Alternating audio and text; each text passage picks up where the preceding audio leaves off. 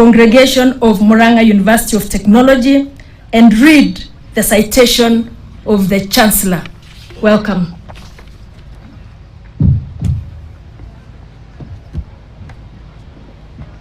In accordance with the Universities Act number 42 of 2012, section 39(2), and the Murang'a University of Technology Statute 4, I declare this assembly the 6th congregation of the Murang'a University of Technology.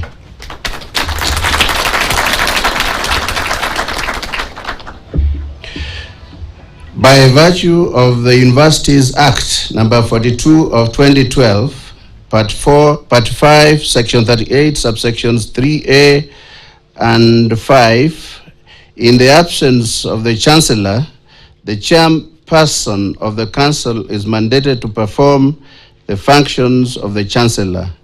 I therefore call upon the Chairman of Council of Murang'a University of Technology to take on the responsibility of the Chancellor for the purpose of the 6th graduation ceremony.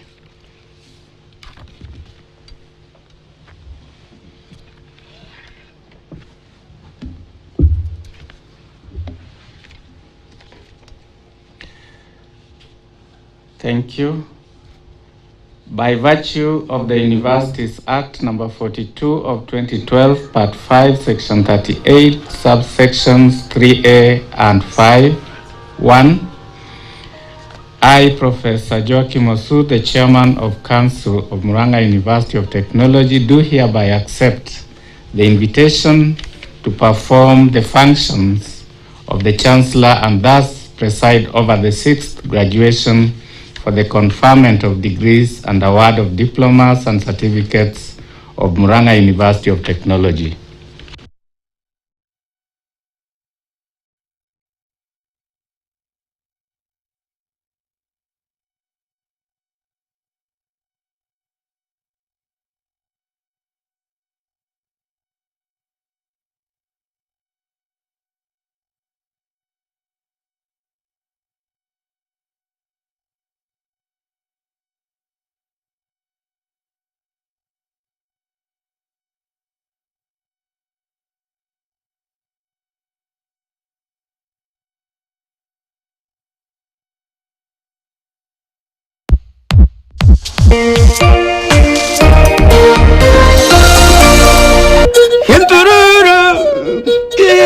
To thousands of adoring fans, they are just not Benga stars. The song grew because of the Republicans who hated it.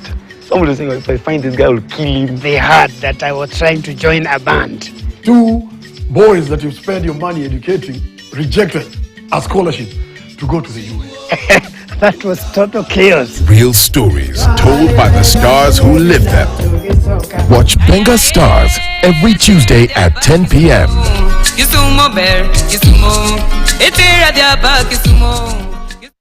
I was supposed to be the only one I had to contend with, but now they're going to be having triplets. Children will make them happier and strengthen their relationship even more. Make sure that everything is as you say it is, because Lady Prima is starting to search for the children. From now on, you will need to work for each grain of rice that you will eat. There, go ahead, take it! I expect you to work and not act like princesses who move like a pair of turtles. Don't you touch my sister! I promised Mother before that I would always look out for you and Ella. So as long as I'm alive, I intend to honor that promise.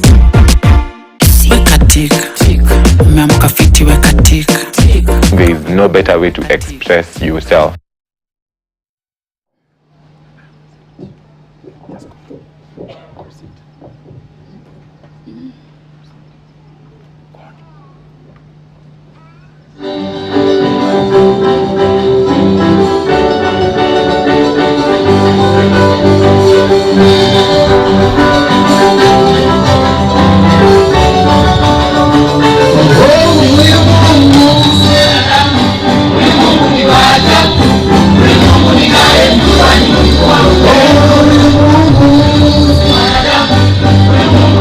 Wow.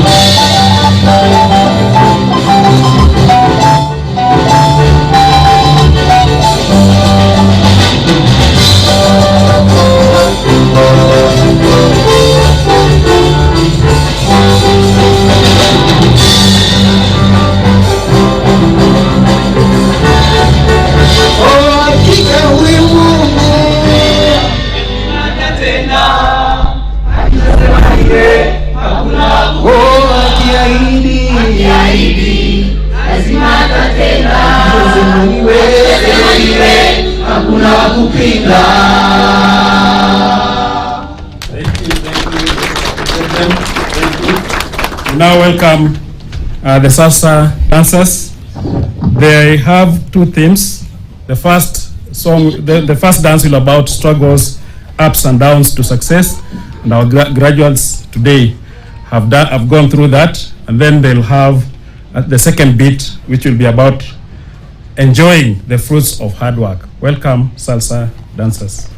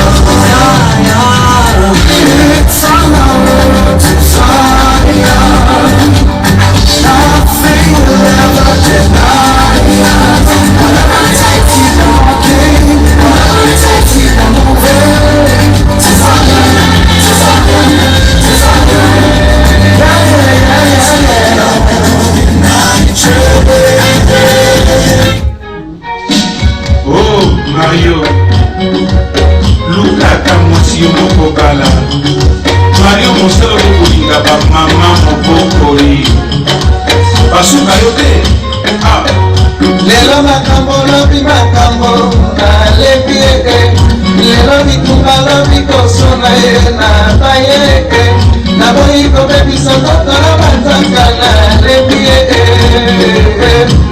Mario na alepi Mario na baye Oh Mario Nasina mbekisa yo Kolina kapasi bazei na mbongo Yoka ndenge ya zelipo kabayo Na mitema ya basi pe na mibali Uyu moto zai na badiplomi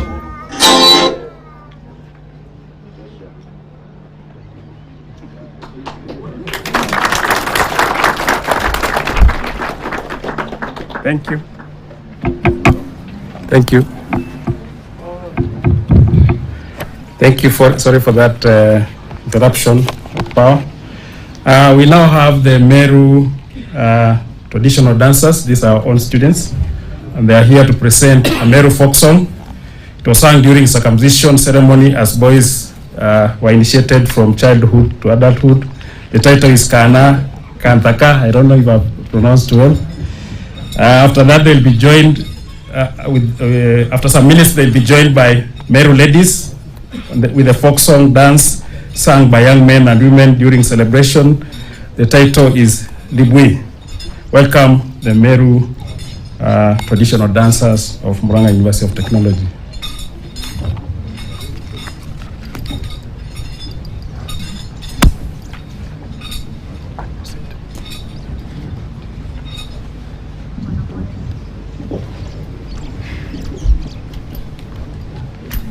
Our Chancellor, our Vice Chancellor, our Deputy Vice Chancellors, the General Staff of Murang'a University of Technology, the Member of Parliament, Kiharo Constituency, Honorable Didi Nyoro, the graduates, and all our guests. This is the Meru community, presenting a Kimeru folk song under the title Kana Kandaka. It was sung on the eve of circumcision for the celebration of the graduation of the youths from childhood to adulthood. Ladies and gentlemen, be our guest.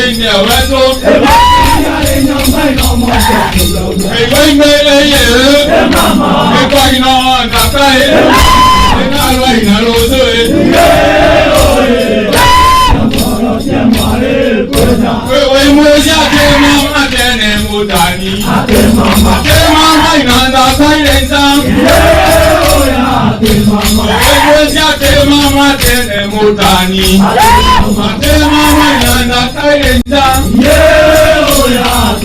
Ego kyae oi, ewe mwezo lerwano. Ego kyae oi, ewe mwezo lerwano. Ego kyae oi, ewe mwezo lerwano. Ego kyae oi, ewe mwezo lerwano.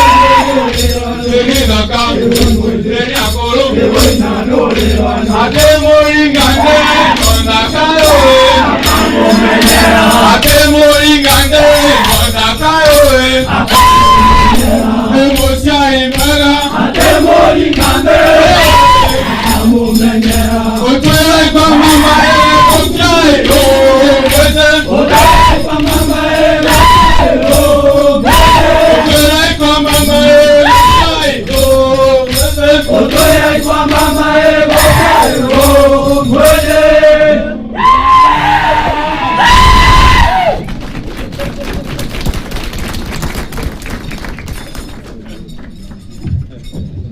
They are being joined by the male ladies.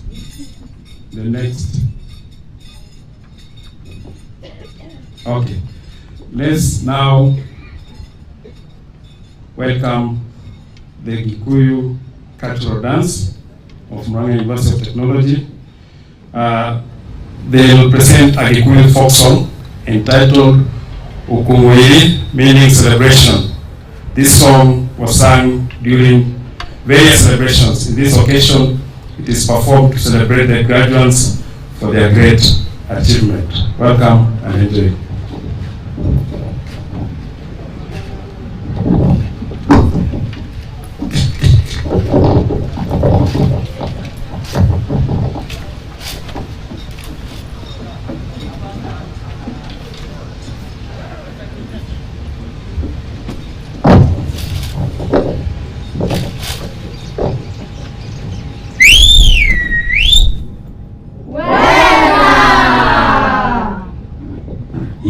Ukune kwa oe, ukune kwa oe, ukune kwa odada we. Temanya we temanya ae,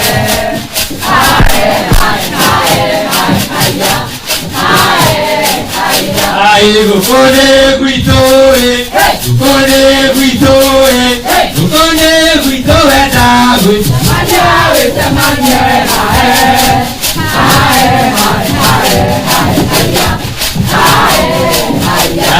Na Murang'a mezumi kama ore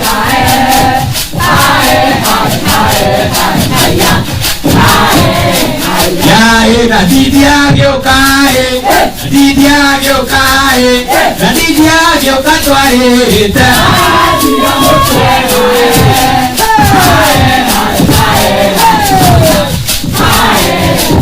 Ay, bacanere roe, bacanere roe, bacanere roe, bacanere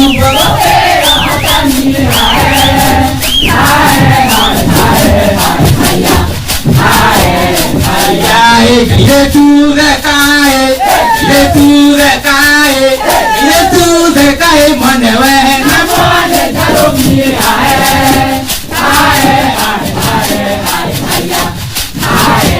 ay, dikana hinyae, dikana hinyae, dikana hinyae waneri.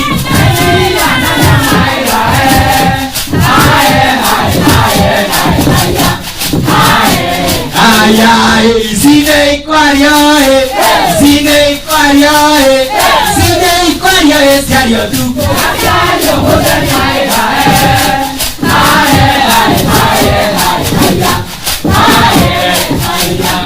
Guera godigo que que mama ua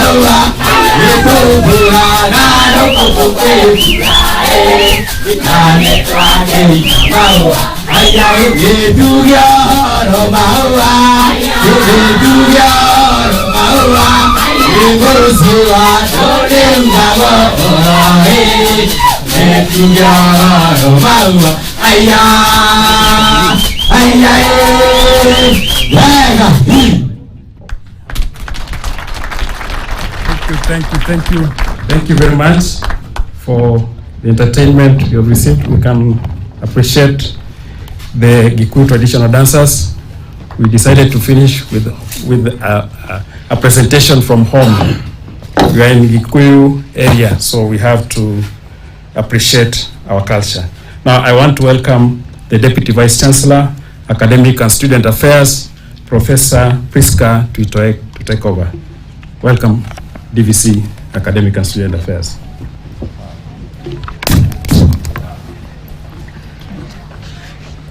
Mr. Chancellor, sir, allow me to call upon the Chairman, Murang'a University of Technology Alumni Association, Mr. Charles Kerigwe, to make his remarks on behalf of the alumni. Welcome.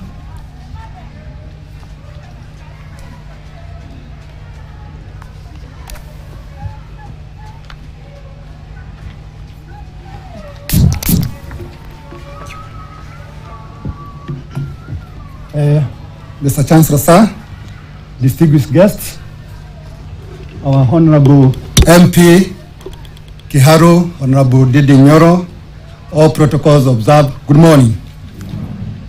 First of all, on behalf of the Alumni Association, I would like to congratulate the graduating class of 2022 on a job well done, and officially welcome you to the part of Murang'a University Alumni Association Muta. We usually call it Muta.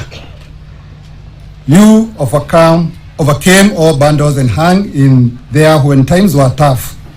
You are the most resilient and brave class also who managed to succeed in spite of the demanding circumstances created by the COVID-19 pandemic.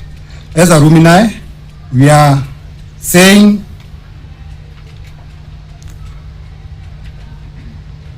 with admiration that you made it. You are graduating today and we hope it feels really good.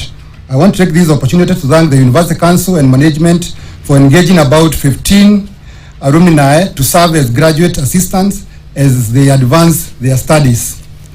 As alumni community, we are doing treasure studies to increase the alumni database and reach the previous cohorts. We have created an alumni subdomain that is alumni.mut.ac.ke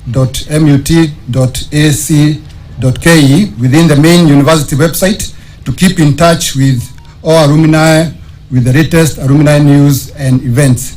We have also created alumni social media outlets like Twitter handle, Facebook page, and Instagram account.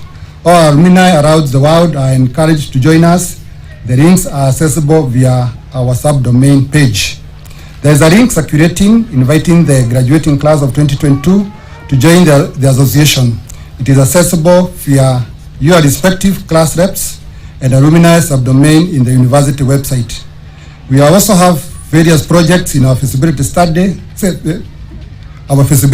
stages with one already launched, that is the staff cafeteria operating at the alumni management. I may also highlight that the alumni also worked with the previous county government to have this university have part of land in Madeira. Finally, to the graduation class, we feel encouraged to utilize the skills and knowledge acquired during your time here to be innovators and job creators and not just job seekers. The alumni eagerly look forward to your return here to give back. We have no doubt that you be great ambassadors of our great university wherever you are, wherever you go. Allow me to add on a celebratory note with a quote from a wise man of our time called DJ Khaled, and he said, "We're gonna win more, we're gonna live more, we the best." Congratulations again, and may God Almighty grant you his blessings in abundance. Thank you.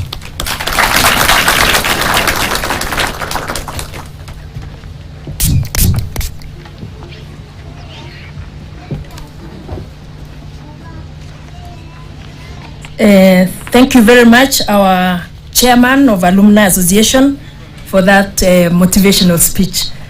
As we continue with the speeches, Mr. Chancellor, sir, allow me to call upon the best performing graduate, Mr. Kedua Karugu Charles of Bachelor of Education Arts, School of Education, Humanities and Social Sciences, to read the valedictory speech. Welcome.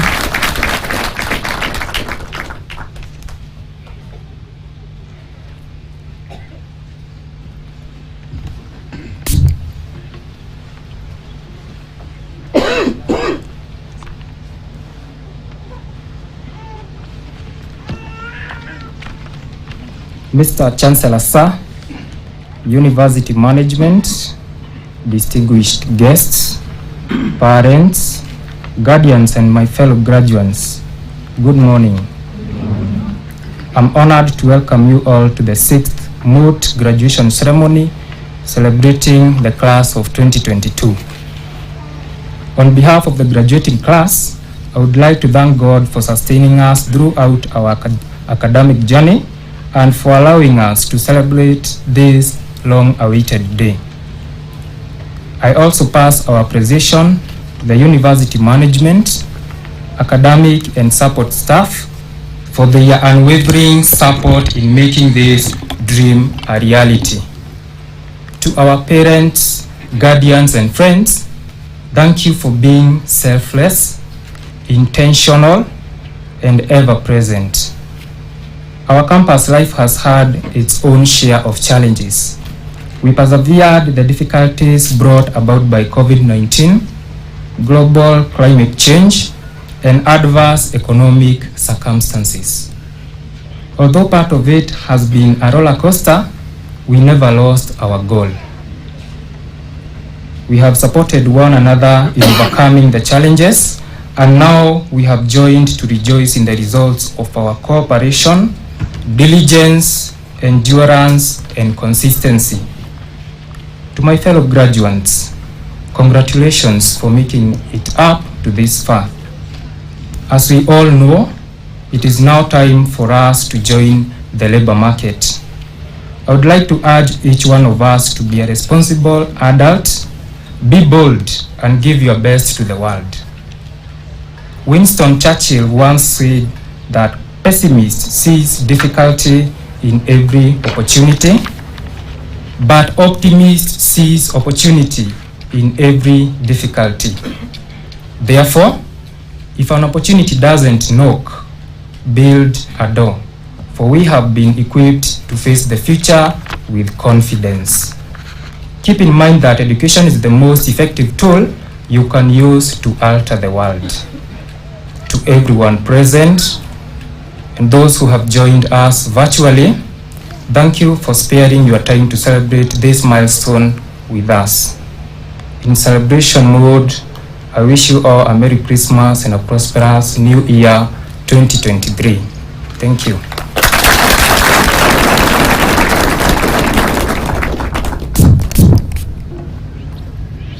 Can we continue to clap for him? Thank you for those wise words. Mr. Chancellor, sir, allow me again to call upon our Vice Chancellor, Murang'a University of Technology, Professor Dickson Nyariki, to address the congregation and take over the program of speeches. Welcome. Can we welcome him with a clap?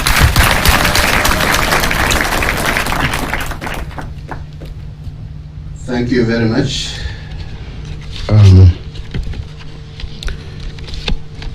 Before I read my speech, I would like to recognize the presence of our chief guest, Ambassador Simon Nabukwesi. He will, of course, address us later.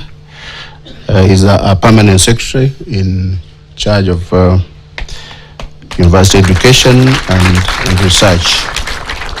He's representing the CS, who could not make it, CS education. So he's our chief guest today. We have our area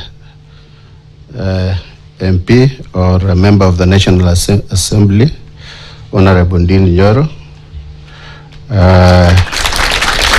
member of the constituency.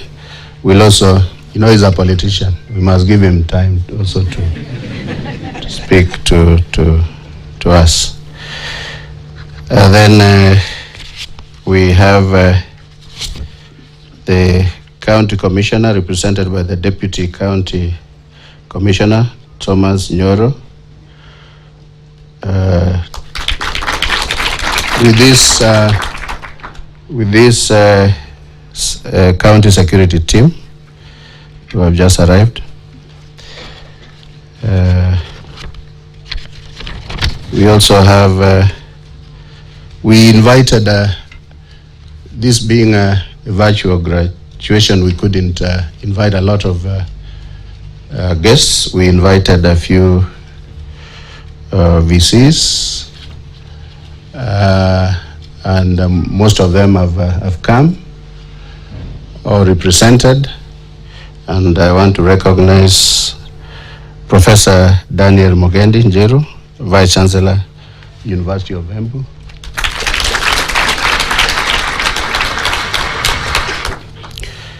I'd like to recognize the presence of Professor Geoffrey Muluvi, Vice Chancellor, Southeastern Kenya University. Professor Muluvi was my Vice Chancellor before I came to Murang'a University of Technology. Then I have representatives of the Vice Chancellors. We have Professor Charity Ichuki, Deputy Vice Chancellor, Administration, Finance and Planning, Meru University, who is representing the Vice Chancellor. Then we have Professor Clifford Machogu, Deputy Principal, Academic Affairs and Student Affairs, Turkana University. I think most of you know Machogu was one of us here before I went to Turkana.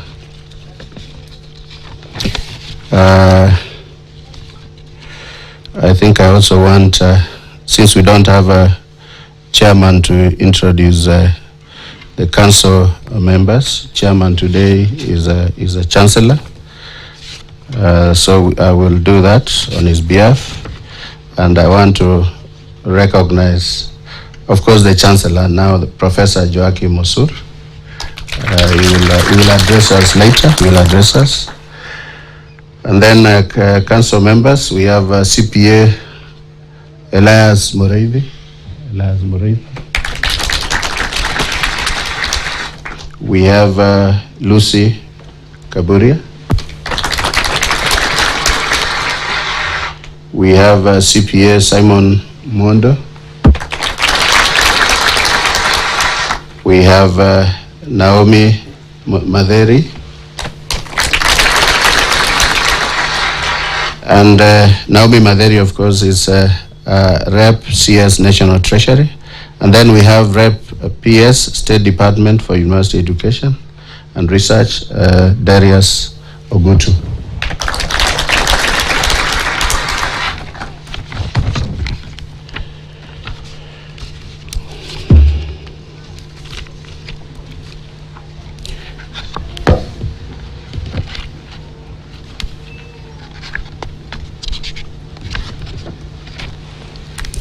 So the Chancellor, Professor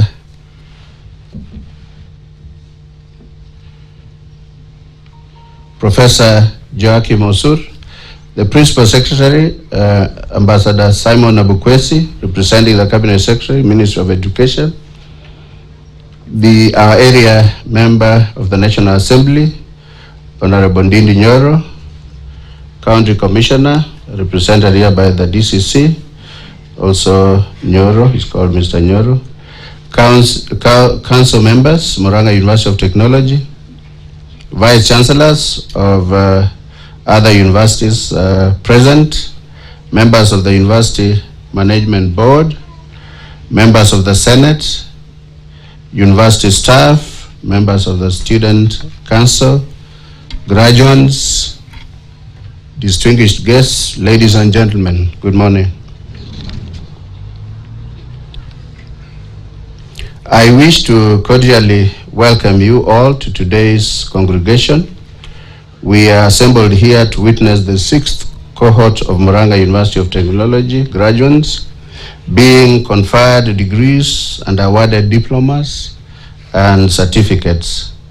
The ceremony, like last year's, is being streamed live via our university YouTube, Facebook, and Instagram accounts. It is also being broadcast live via KTN. We hope that next year's graduation, if we do not have COVID-19 flare-ups, will be physically held. So let's hope that that happens.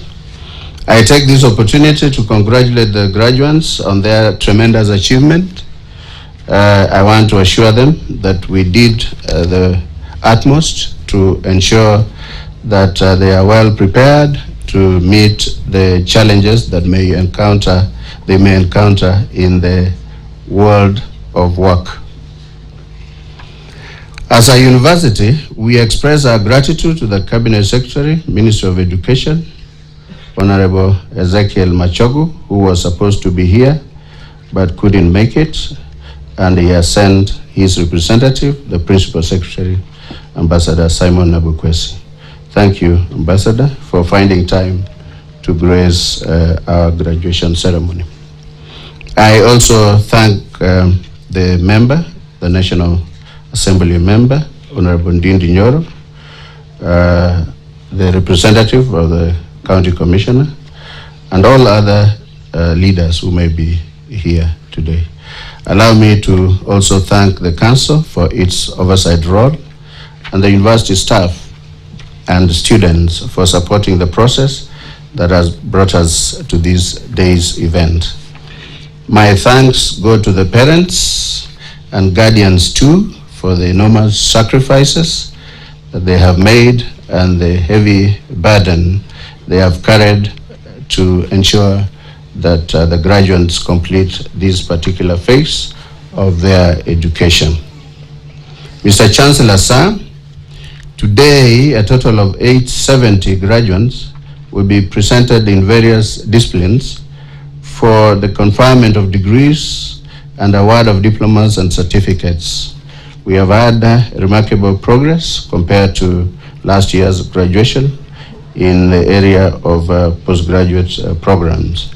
This success is the result of sheer hard work and effort on the part of our graduates, as well as the dedication of our lecturers and other members of staff. We remain alive to the reality that the making of any great university is dependent on its commitment to scholarly excellence. Our university has endeavored to achieve its vision of being a leading university in technological innovation, research, and training by ensuring that academic programs are tailored towards producing well-trained graduates with hands-on skills and competencies. This is a tradition that has been established by the University Senate and fully supported by the successive university councils. Mr. Chancellor, sir, since the award of the charter about 6 years ago, our university has continued to grow steadily in respect of student enrollment. The total number of students at the university now stands at close to 9,000. This number is expected to grow to more than 10,000 a year or two. The university has recently been allocated 50 acres of land at Malaria Farm in Kagumo constituency by the county government of Murang'a. The farm is an extension of the university and is being used by agriculture students for training. Once we have the requisite facilities established, we would like to move the whole School of Agriculture to operate from there. We will soon be requesting the Commission for University Education, therefore, to approve the campus as part of the university. Mr. Chancellor, sir, the University Senate has remained vigilant in order to ensure that our programs meet and or exceed the set minimum standards. We have strictly adhered to the Commission for University Education Standards as well as advice given by professional bodies such as the Nursing Council of Kenya, Engineers Board of Kenya, Kenya Medical Laboratory, Technicians and Technologies Board, Public Health Officers and Technicians Council of Kenya, and Kenya Technologists Registration Board. I'm glad to report that our nursing program, which was launched early this year, is now fully on course and is one of the programs that are fully subscribed. We have also had our electrical and electronics engineering program accredited. Our university is focused on being a center of excellence in research, innovation, and technology. We intend to develop more research-enriched curricula, international collaborations, industry engagement and opportunities that would nurture and develop future leaders in the university niche area of technology. Since being elevated to a full-fledged university just 6 years ago, we have continued to focus on market-driven and community-relevant academic programs and research undertakings, with the aim of ensuring that we remain responsive to the needs of society. Our lecturers have also continued to write grant-winning proposals both at the local and international levels. Currently, the university is hosting a number of research and development projects which are making a remarkable contribution to the livelihoods of the local community and the rest of the country. Mr. Chancellor, sir, the university has fully equipped the laboratories in our science complex for research and innovation activities.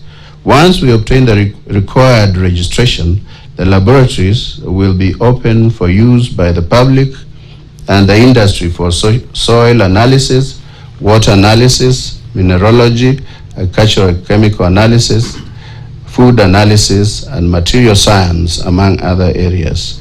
In April this year, the university engaged the Beeline Research Organization to provide information to staff on available research grants calls.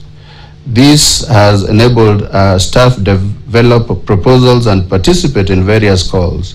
Currently, more than 20 proposals have been sent out to various organizations for funding considerations.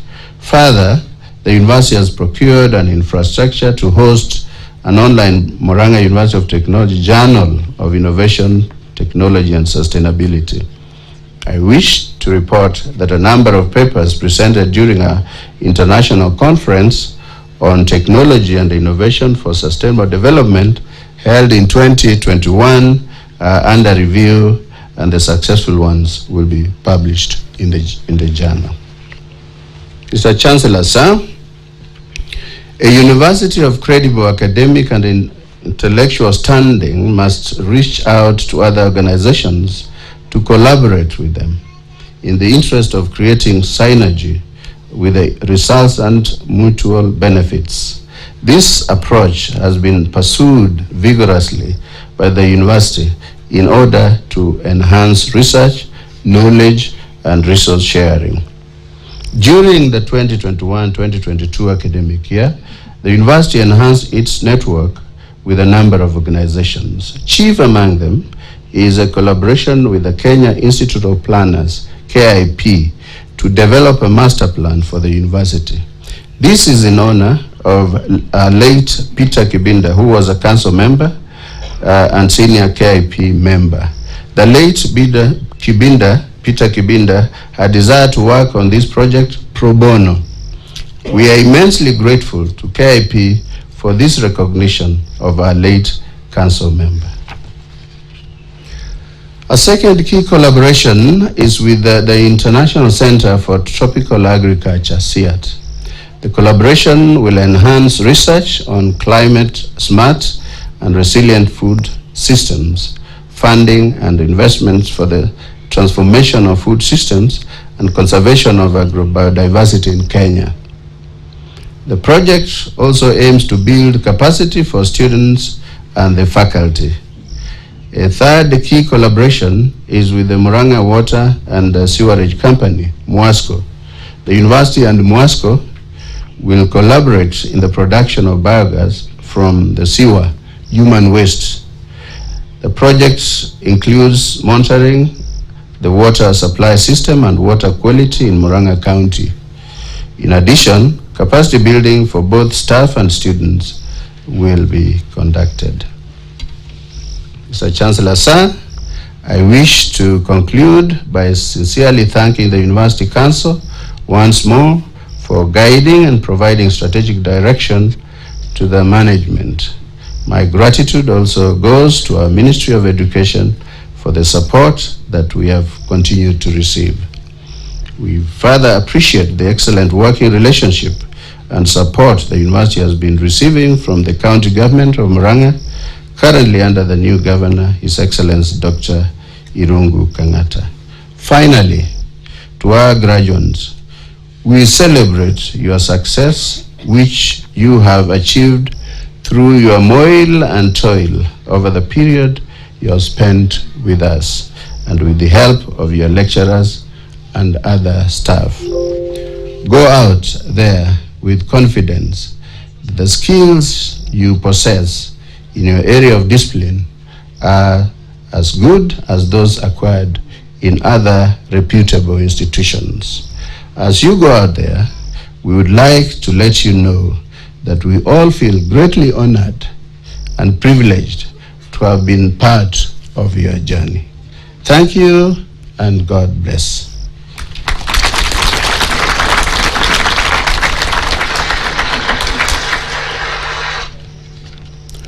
I will take then this opportunity to kindly invite our area MP to come and just say a word or two of congratulations.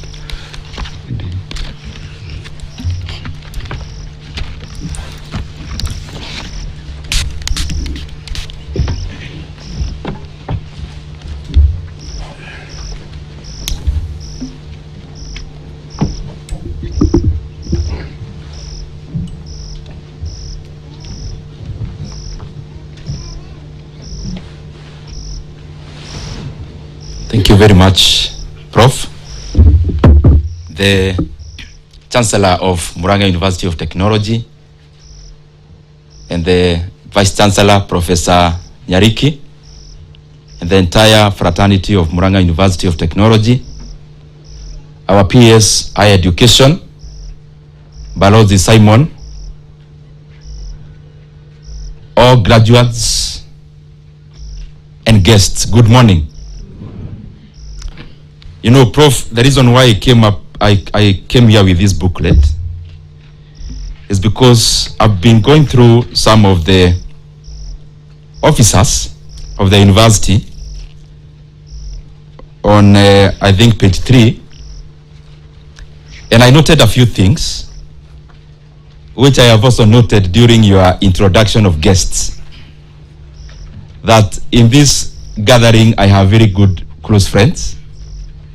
One, the Deputy Vice Chancellor who was leading the other program is a spouse of my former colleague.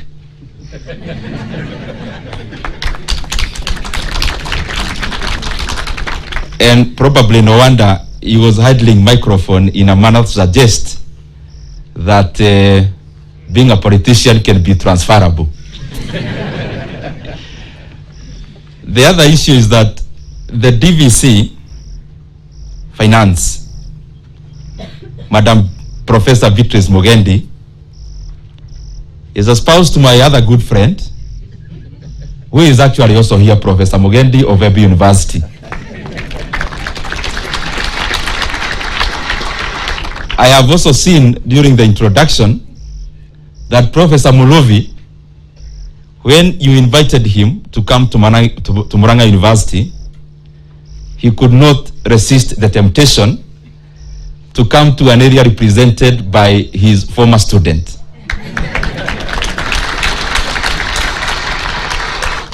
I know graduations, you should not command people to start, but I would request Professor Mulovi and Professor Mugendi kindly to stand up.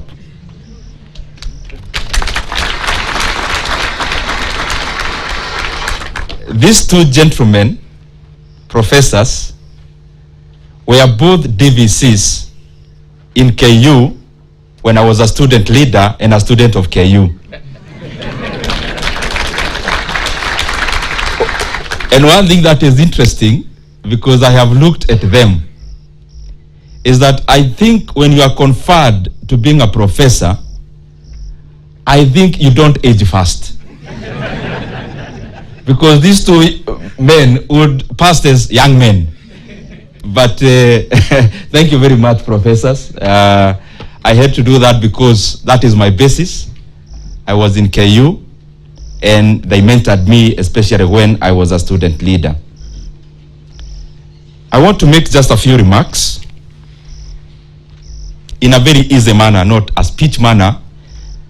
And I say so because sometimes when we come to such a gathering, and especially when we are robed, we can be very straitjacket, and therefore only the event will pass, but majority of the things that may end up being done here may not be remembered. So I would request that we ease up, because my speech also is not very official, so that we are not too much straitjacket.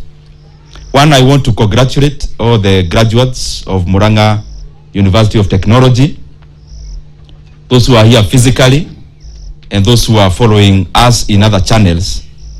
I want to say a big congratulations. Congratulations too to the gentleman who made a speech here. I think being the best graduate, I also want to congratulate you. There are more better qualified people to talk about academics, because I only hold 1 degree, and therefore I will not attempt to guide anyone in regards to education. But I want to say something about beyond education, because once you leave this university, which is a very good university, you go out there, and many times you conduct interviews in whichever forums or fora, and you realize that majority of Kenyans are highly qualified. Kenya has got a very good labor force, technically qualified. But I want us to also think, as we graduate, that when you move out of Murang'a University of Technology, and others are moving out of their respective universities, you meet there in the labor pool, and therefore then, when you are qualified academically, something else has to stand in the gap.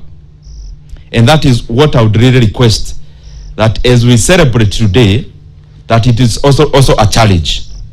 And number one, beyond the papers that we have gotten and the knowledge, there are some other things that we are not taught here. which I have seen are very vital, not just in leadership, in terms of being a politician, but also in leadership in academia, leadership in farming, leadership in whichever other quarter.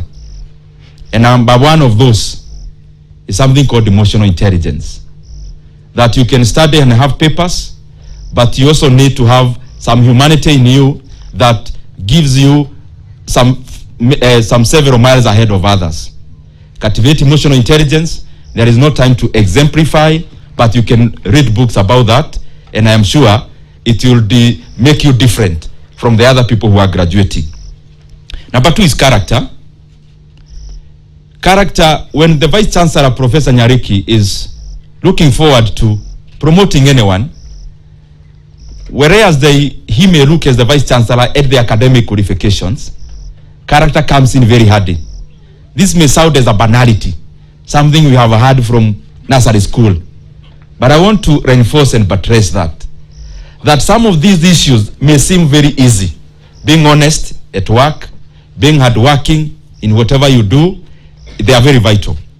Number three is to have also some specific competencies. Beyond what you study, when you go in a work environment, what else can you offer, even beyond your line of training and your line of being hired? Then I want to give you a small story I was given. I met some graduates from Keharu, recent graduated graduates from Keharu, just the other day. And I shared this story with them, which I would want to share with my brothers and sisters who are graduating today. When I was in KU first year, and I hope Professor Muluvi and Professor Mugendi will not hear what their student was doing, I looked for an internship. I don't know whether to call it internship because it was neither paid nor was there any technical training I was getting. So I went to the Ministry of Trade in Kenya at Teleposta in Nairobi. I was a first year. I had joined KU and I was determined. When I joined KU, nimetoka Murang'a, nimeenda Nairobi. Na nikasema hii ni tikiti ya one way. Nikasema even during my long holidays, I'm not going to come to Geshagi. So I looked for an internship during my long holiday in the Ministry of Trade. And around that time, because it was unpaid, I decided to look for some side hustle to get some fare to work or to the internship. So I went to our former MP. He's my friend Genya Karaoke. I was going there to show him how I'm a very influential student leader and therefore can rely on me politically. But on the side, I thought that would earn me something to expend in terms of fare. So I went to his office, and unfortunately he was in a meeting, and the secretary, because I was carrying an envelope, like many of you graduates, told me that you can leave your CV. I wasn't going to look for a job. I was going to look for some money from a politician who is my former MP. And when they told me to leave the CV, I left because I had the CV. Like many of us who graduate, a CV is your close companion. So I left the CV and he called me some few days after.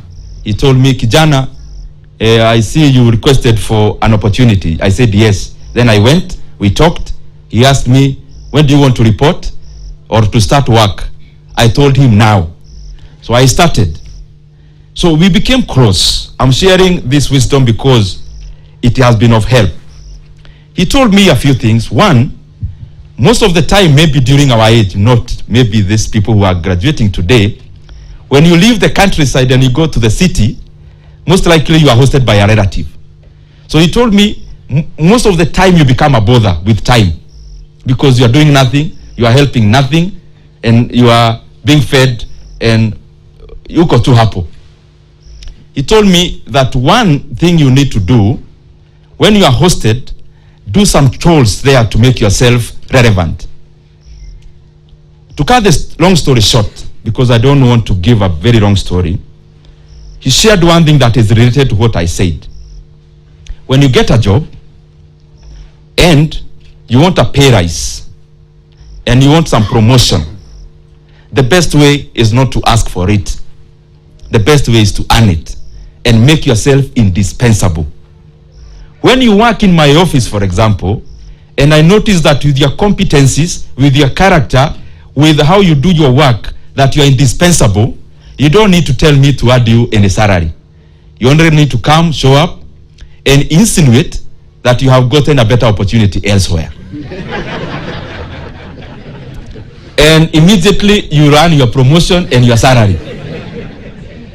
So as we graduate today, if you get an opportunity anywhere to work, and you can go for a week without anyone noticing that you are absent, my friend, resign, because you have no work to do in that organization.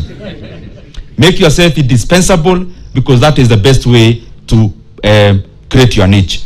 Lastly, and to create, by the way, just to, because I think it's an important point, one way of making yourself indispensable, of course, is to work hard, do extra than your fair share. And I could have given you another story in brief. When I went to Mheshimiwa Genye's place and I got a job in a stockbroking firm by then. And because I was in KU, now after we went back after a long holiday and I continued working, you know, you people, you know KU where it is. And the traffic jam of Thika Road then, before the superhighway. So I used to wake up very early and catch the Githurai buses. We were paying a little less during the off-peak. So I used to wake up early, go off-peak, get to work very early. And then in the evening, I could leave slightly after everyone else to be also off-peak, to pay less fare. So this was insinuated in the company as hard work. Because I could go early and leave latest. So probably you can copy that, only that then you actually need to do the actual work.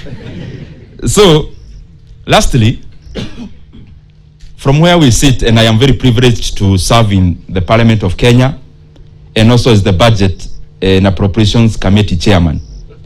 And therefore, I am private to the things we are doing in terms of the economy of our country. And I want to really thank Murang'a University of Technology for churning out relevant graduates. Even your name suggests, technology cannot be here just for the sake of a name, because we are in that era.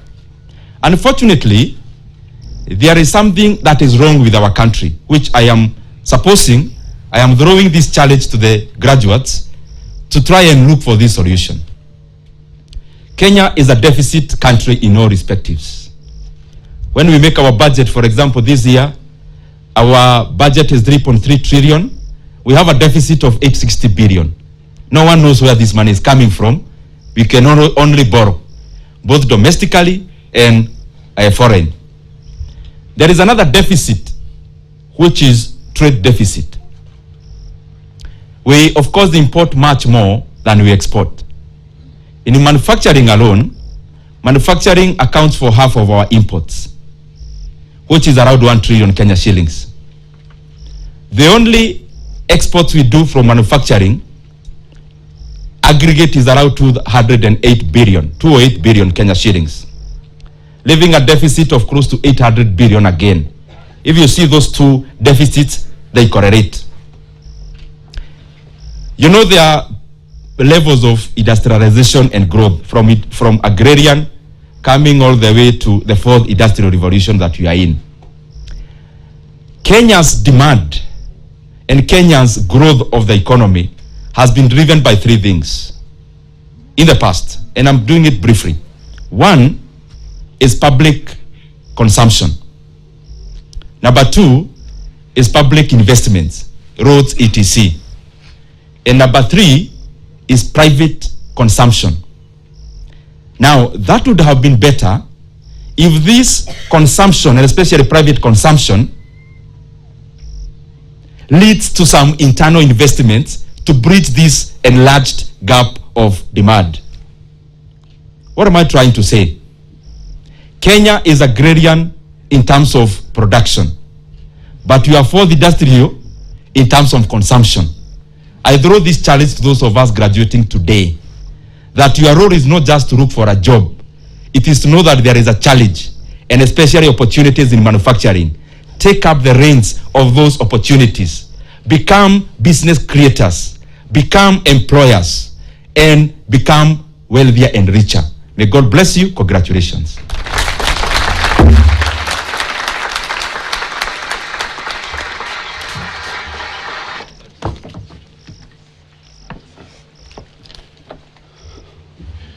Thank you very much, MP, local MP, or area MP, for those good remarks.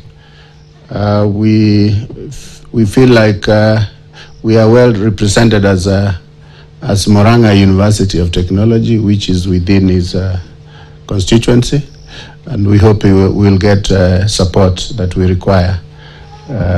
Bwana Mheshimiwa. Sawa. Before I ask the guest of honor to make his remarks or make his speech, nitapigwa sana kama county commissioner atapewa nafasi kidogo tu asalimie watu na ambie wale wamegraduate congratulations. Otherwise security itakuwa compromised hapa. So just 1 minute and then our chief guest, Principal Secretary Simon Nabukwesi, representing the Cabinet Secretary, the Chancellor Professor Joaquim Monsul, Vice Chancellor Professor Dickson Nyareki, Council members, Member of Parliament, Keharo Honorable Didi Nyoro, Deputy Vice Chancellors invited, Council members, members of the Senate, University Management Board and staff members, students, graduates, invited guests, good afternoon. My name is Thomas Nyoro, Deputy County Commissioner Murang'a East, representing County Commissioner Murang'a, Mr. Karuku Ngumo. Thank you very much, Professor Nyariki, for inviting us to grace this occasion. This university is right at the heart of Murang'a County, so we are very proud of this university, and we actually feel honored by this institution. The university has played a great role as a center of transformation. We know there are a lot of issues that are coming up in terms of development in this institution, and we really appreciate. Also, the students have lived well with the community. There's a lot of peaceful coexistence between the community and the university, so we wish to thank the university very much and the students for that goodwill to ensure that we live together. Being a university student, I was once a student of Nairobi University long time ago. It was a long time. I am not very young.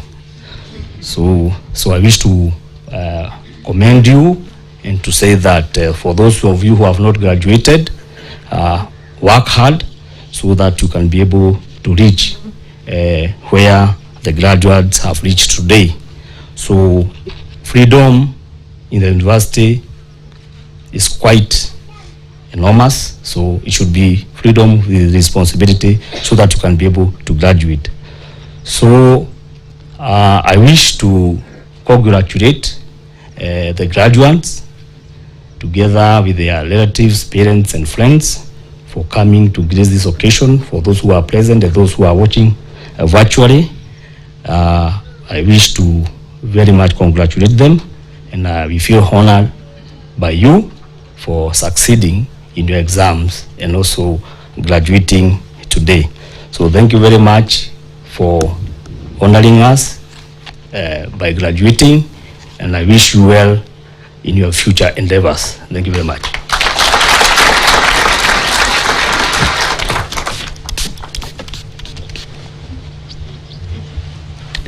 Asante sana. Now it is time to invite our guest of honor, represented by our PS, Ambassador Nabukwesi, to come forward and make his remarks.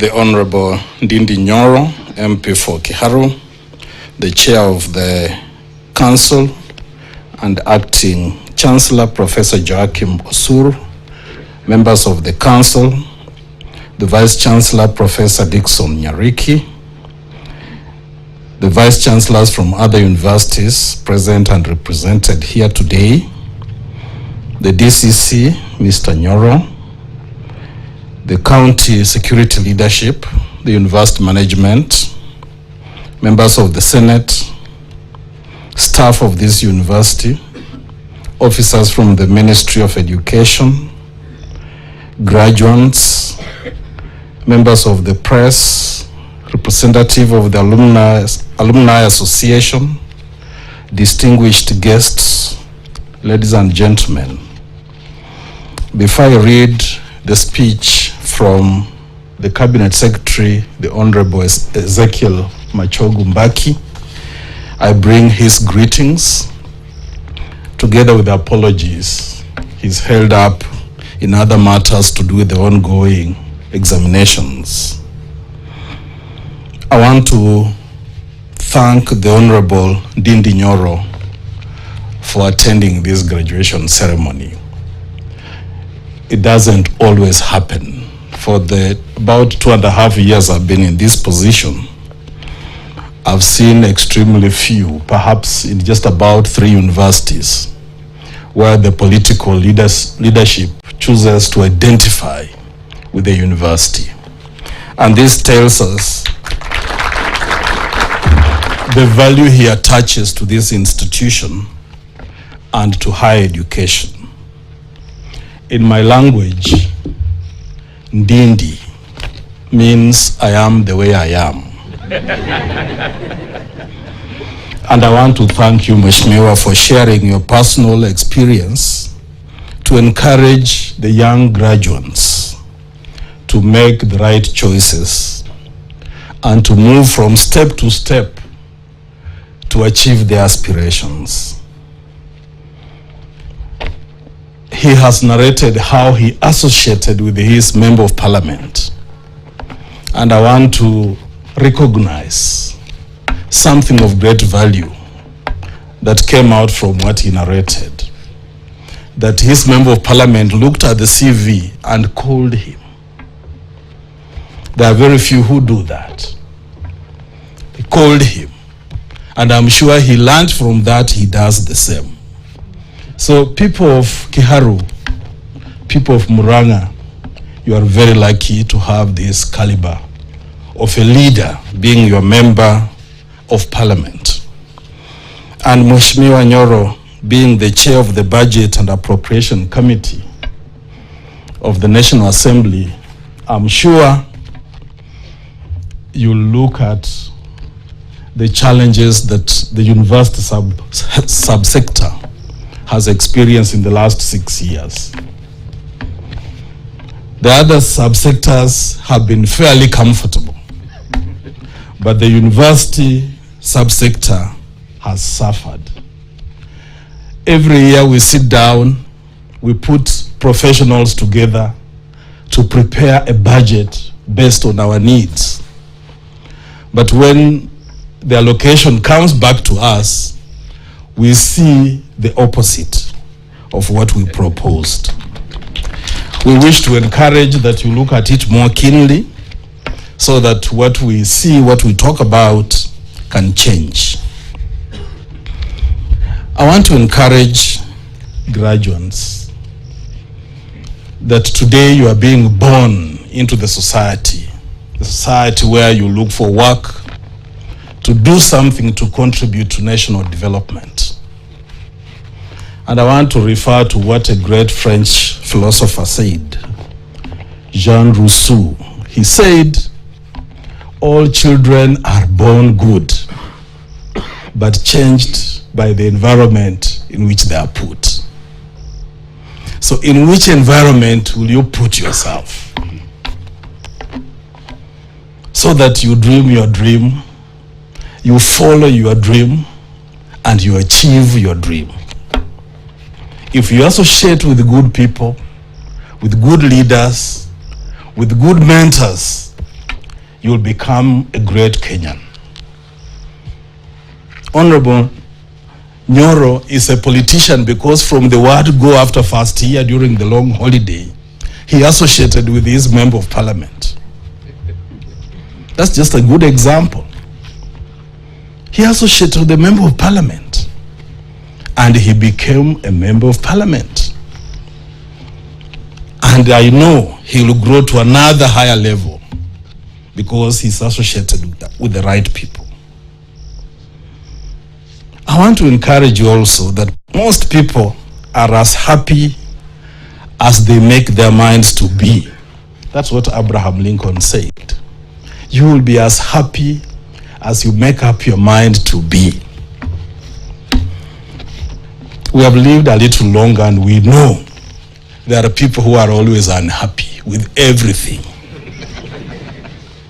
And they spoil the atmosphere wherever they are with a lot of negative energy. Have a passion to enjoy your life. Have a passion to practice the knowledge and skills you have acquired here through training. As it is said, one person with a passion is better than 40 who are merely interested. So don't just be interested. And I want to encourage you also not to join Kenyans who like shortcuts, quick fix. You want shortcuts, whatever way you use does not matter to you, but as long as you acquire what you want, that's not what we want to encourage. You will grow through stages, and it will require patience, submission to rightful authority. It will require you to understand rules and regulations that govern where you are. And even as a citizen, we operate within the laws of the country. Obey the laws of this country. As a university graduate, you are not just like anybody. Distinguish yourself with a person, with people who understand things that you associate yourself with. And you will be a happy person.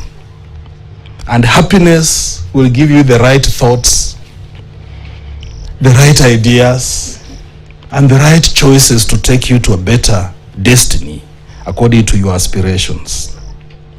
Because achievement begins with belief. When you believe in your dream, you will find your dream. You will follow your dream. And you will achieve your success. It requires patience, perseverance, persistence. Those are the values in life that we want to encourage you. And you will realize, like Charles de Gaulle, the great French statesman, said, glory gives herself only to those who have always dreamed of her. So dream about what you want to be. I'm sure the Honorable Ndindi Nyoro saw the MP and he thought about himself becoming an MP. And he followed the dream over a period of time without shortcuts. And that's why he is where he is. And he has said, he made sacrifices to wake up early so that he can pay less. And by arriving early at the place of work, he created the positive impression about himself. And he worked late. That was something to do with budget. And I'm happy he's the person handling budget.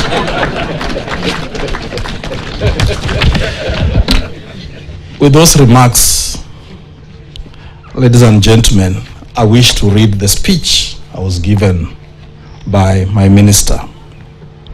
It is a joy to celebrate the achievements of the graduates during the 6th graduation ceremony of Murang'a University of Technology. It is your hard work and dedication that has led to your success. I therefore wish to congratulate you all on your success.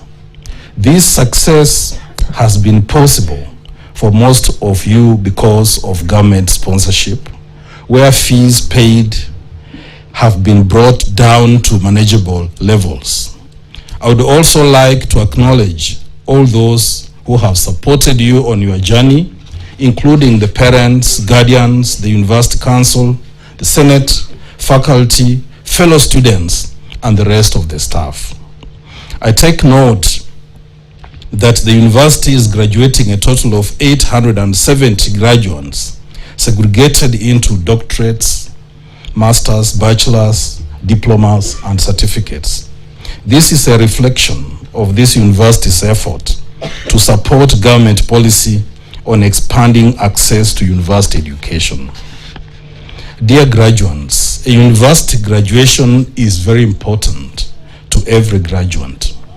It is a phase of passage through to the next phase of life, full of hope and possibilities. Now you will belong to a small group of Kenyans that have acquired university education. What remains is how you are going to apply the knowledge acquired to encourage you to engage in changing the fortunes of this country. You know by now that a degree doesn't guarantee you success, but it enhances your chances to succeed in life.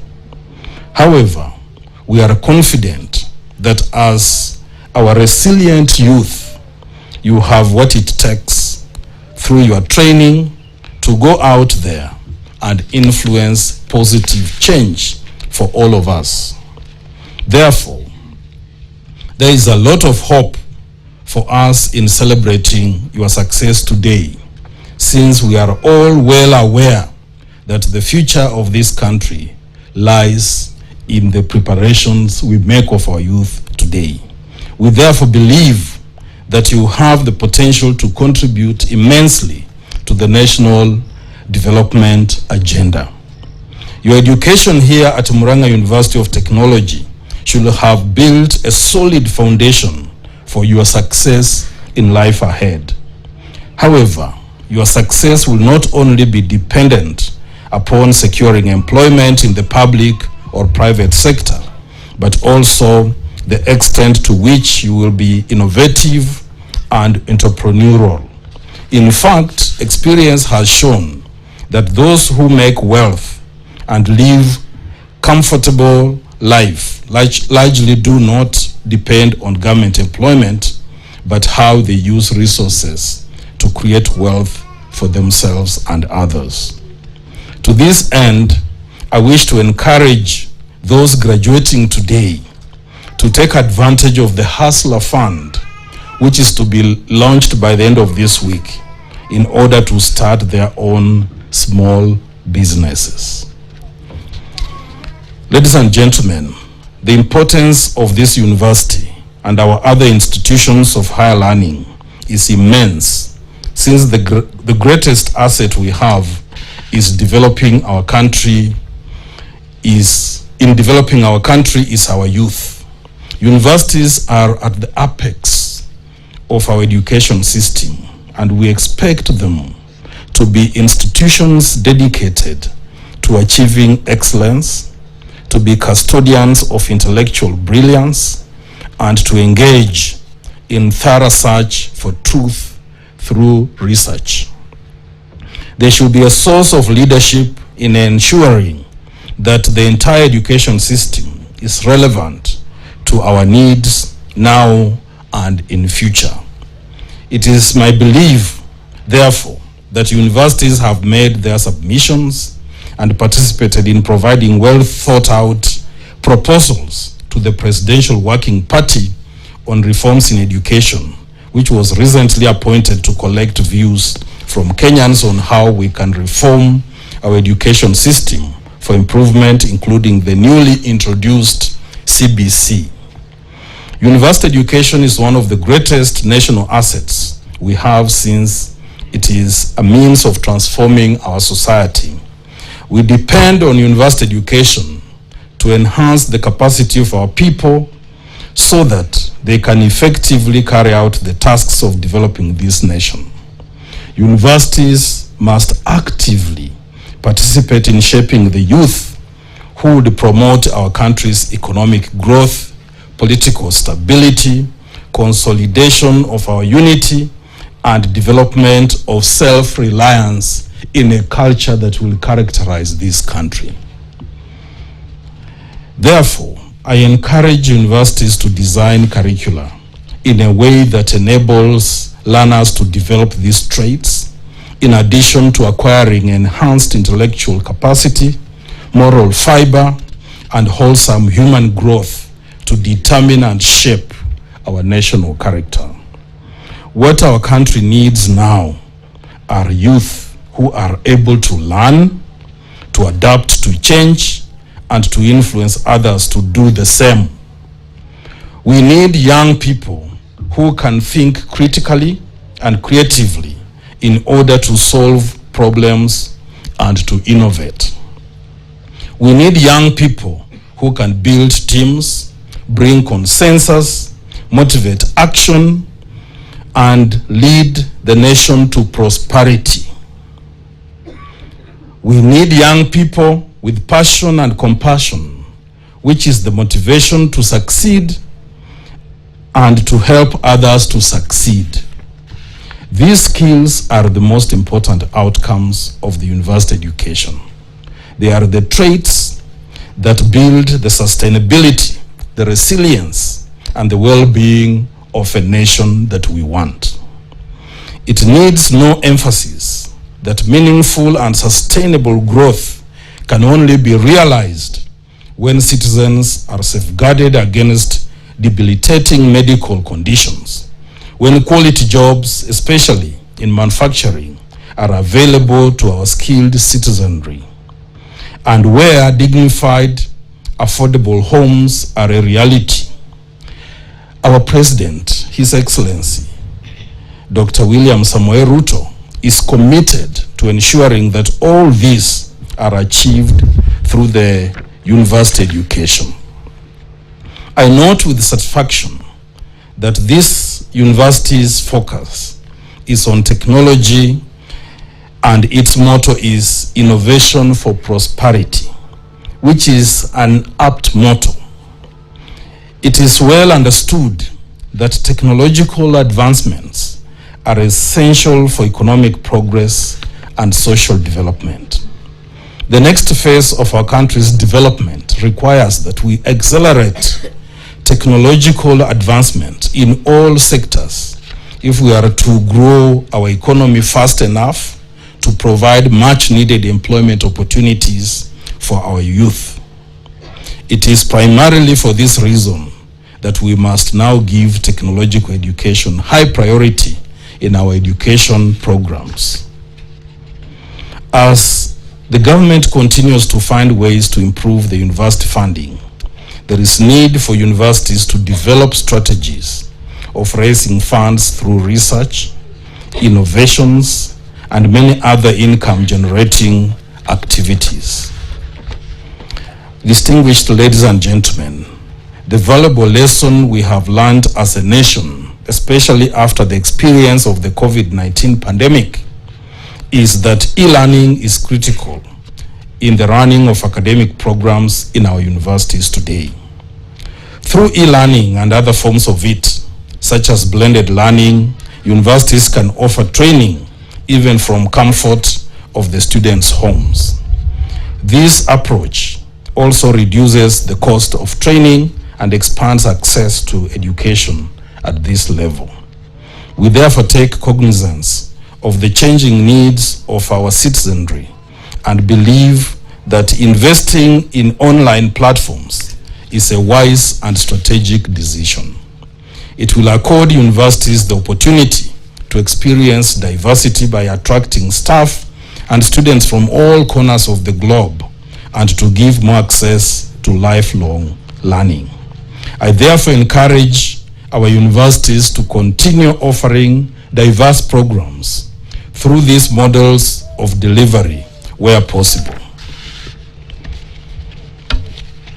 I conclude by reiterating that universities have an important role to play in the development of our country. Universities must therefore be seen to play that role adequately for the benefit of all citizens of this country. In this case, I urge students to be proud and happy to identify themselves with their university. And as you identify yourselves with your university, you also do something in your university when you get well endowed in the future. When you get well endowed in the future, remember to do something in your university, because humans love to belong.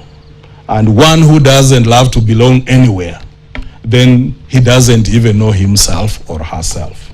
I thank you. May God bless you all.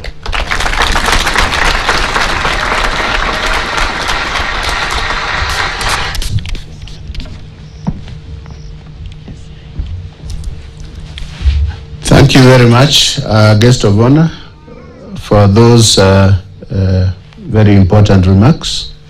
And I believe all of us have taken note of them, and we'll do something about what you have shared with us. Can we give him another applause, please? Asante sana. So now we are ready to receive the speech or the address from our Chancellor, Professor Osur. Please welcome.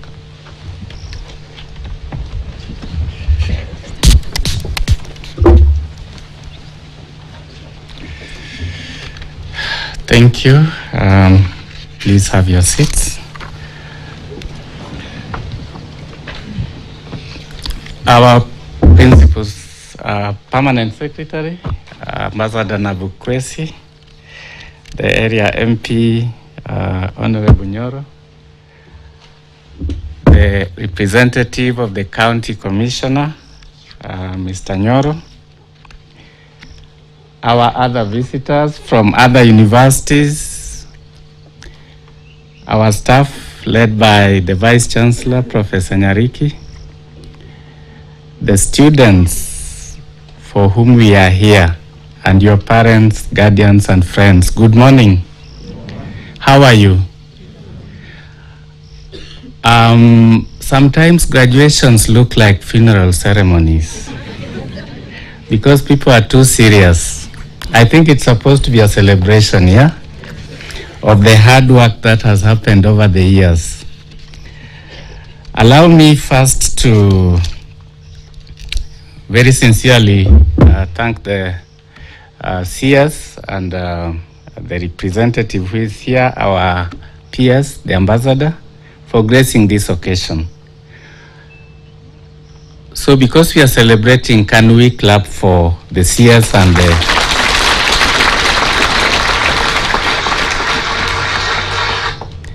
I also want to very much and sincerely thank Honorable Nyoro.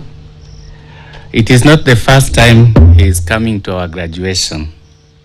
I think 4 years ago he did, and today he's here again. And there is something about Honorable Nyoro, I think that is a lesson, it's an inspiration if you're coming out as a graduate. Today he didn't talk about selling mitumba. He talked about it last time. But today he talked about networking and knowing the right person to talk to. He also talked about how to save money and how to wisely do that in a way that you are also appreciated for working hard. Yeah? You know, I think maybe this is what a hustler nation means. Knowing what to do to survive in the right way, because you are going out there. And I can assure you, a degree is the easier thing to get. Surviving out there, creating networks, getting the right job to do, growing up the ladder, those are the most difficult things. And so thank you again, Honorable Nyoro, for giving us those tips. I want to also very much thank our University Council which is here. I chair the council. Today I have a different role. I think you saw them. They do a great job. Thank you very much for all the work that you do in offering stewardship to the management of the university. I want to very much appreciate our staff, Honorable Nyoro, Ambassador Nabukwesi, as we discuss changes in the sector and the difficulties that we are going through. I think we also need to celebrate some of the outliers in a troubled sector. And I think Murang'a University is one of those outliers. Please clap for the university. The face of this university has changed in the last few years. The buildings, the pathways, the walkways, the new laboratories, all these things, at a time when we had the hardest financial difficulties in the sector. And I want to thank our Vice Chancellor, the Management Board, the staff of this university for showing that it can happen even when things are difficult. Please clap for the university staff.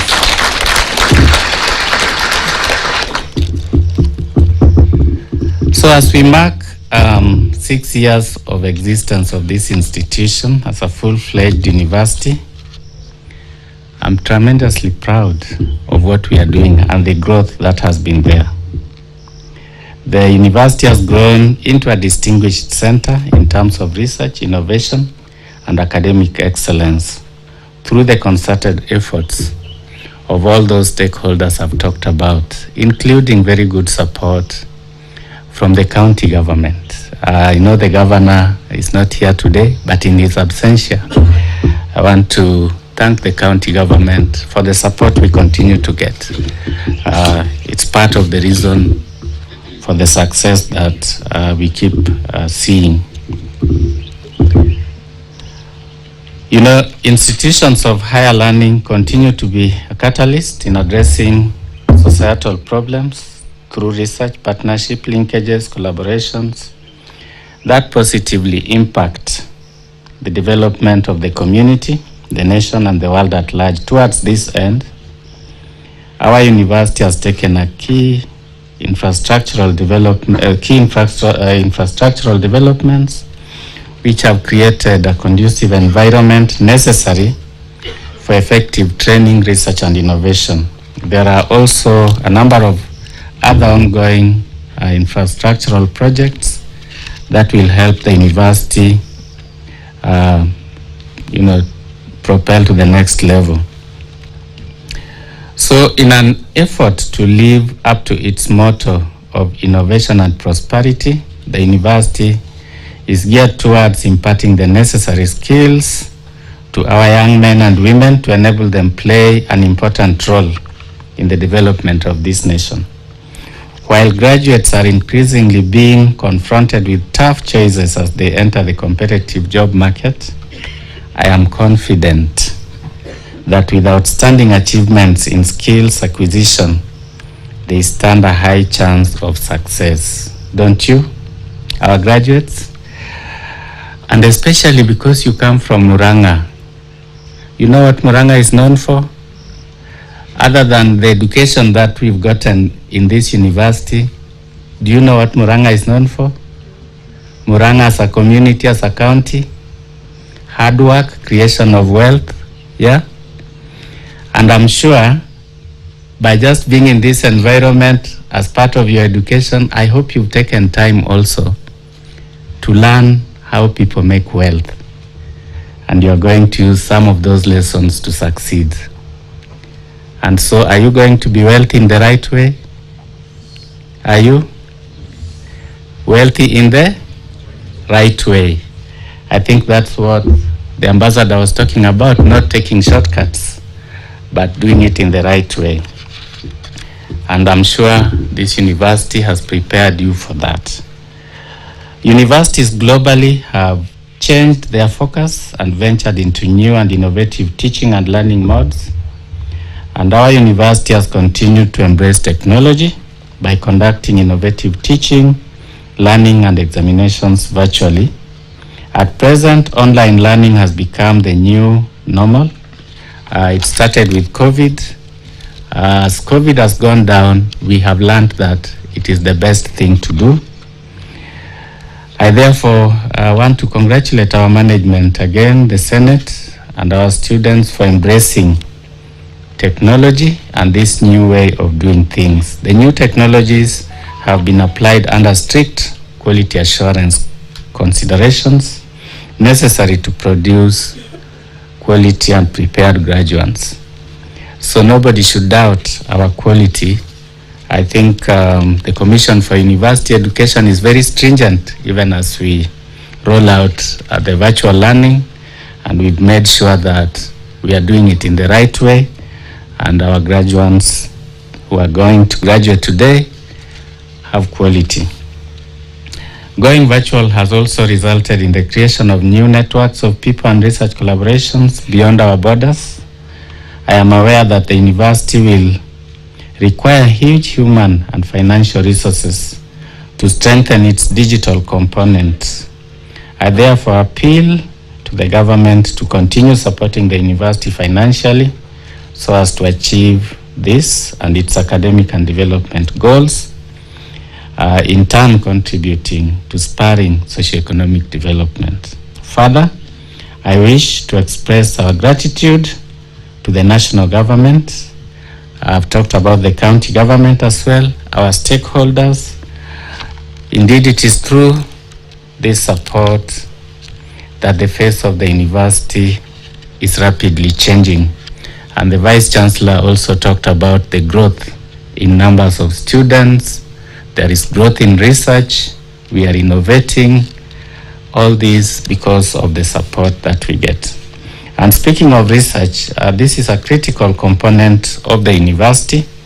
Experience has shown that countries that have given adequate attention to research and innovation have experienced accelerated economic growth. We therefore urge the government to implement its policy of 2% of its budget allocation to research and development instead of the current 0.8%, so that meaningful research focused on domestic challenges can be carried out to fasten national development. Honorable Nyoro, again, we are happy to have you. This has been a thorn in the flesh in the sector. We want to spur research. We have very good researchers, but there is a problem when it comes to meeting the national target of 2% of the funds going into research. I think you hold an important office, and I'm sure you will help us to navigate through this challenge in the coming days. Kenya has, in fact, a large network of research organizations, which include universities, performing internationally recognized research. Increased funding will improve research production through improved research training at universities and increased incentives to perform high quality research. It will also, the funding will improve the research infrastructure needed that largely remains deficient. Having said that, this university has equipped its research laboratories with modern scientific equipment.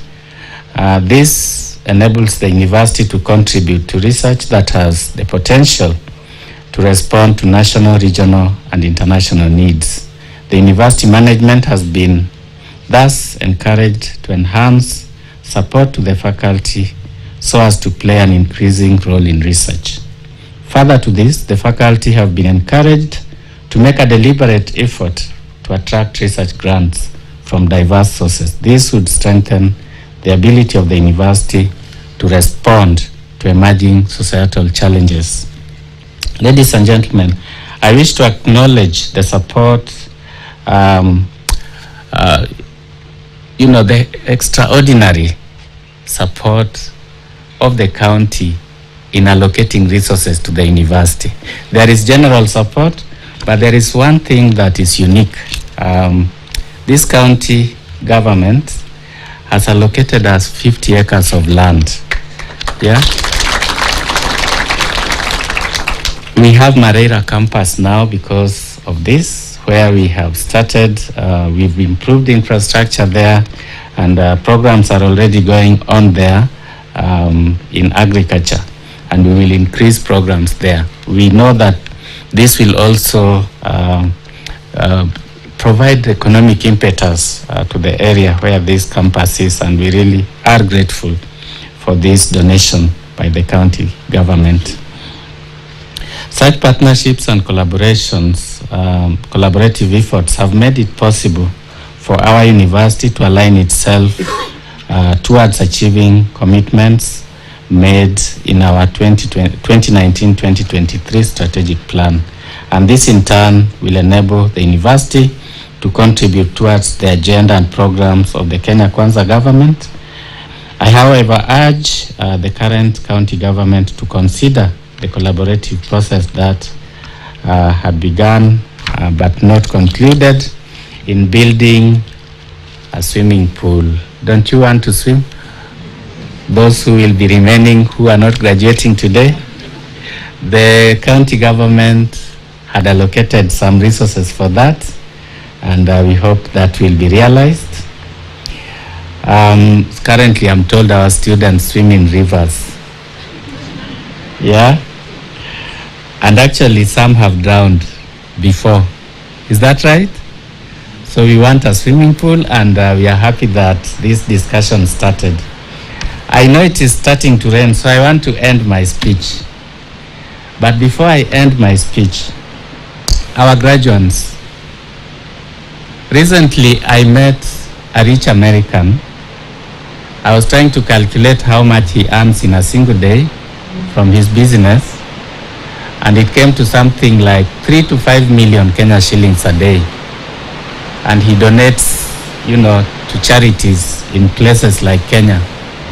And I asked him, what is your secret? How do you make all this money? How did you start? And he said, tell me any one person who works for 16 hours a day and they are poor. And I told him, but we are told to work smart, not work for 16 hours. And he told me, work smart for 16 hours. Yeah? And then you will be rich. And so as you go out, remember to work for how many hours? You have 8 hours to sleep, yeah? And you work for 16 hours, and you don't take shortcuts as advised, and you create networks, because we stand on the shoulders of those who have succeeded, yeah? If you want to succeed, you need a mentor. You need someone to stand on the shoulders of. So our MP, Honorable Nyoro, stood on whose shoulders? I want to see if you are attentive. Okay, I can't hear, but the MP that time, yeah? So if you want to be a professor, you stand on the shoulders of a professor, yeah? If you want to be rich, you stand on the shoulders of the rich. They will show you the ropes. They will show you how to get there. And that is very important, networking.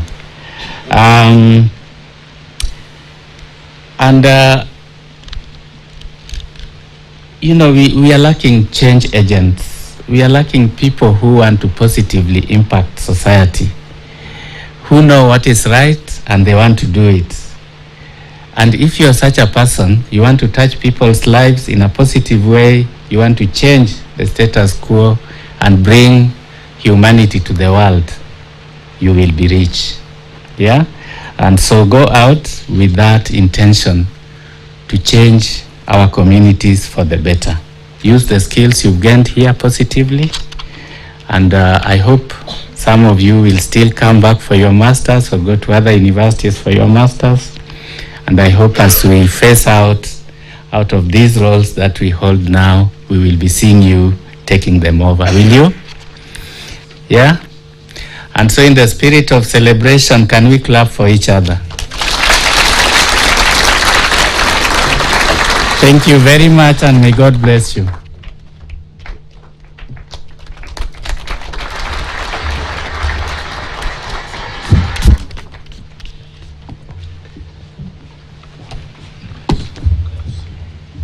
Thank you very much.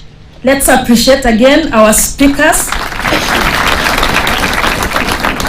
The chief guest, who is the principal secretary, the chancellor, our member of parliament, Honorable Ndidi Nyoro, a representative of the county commissioner, and our vice chancellor. Thank you for the encouraging, inspiring words and even motivational words.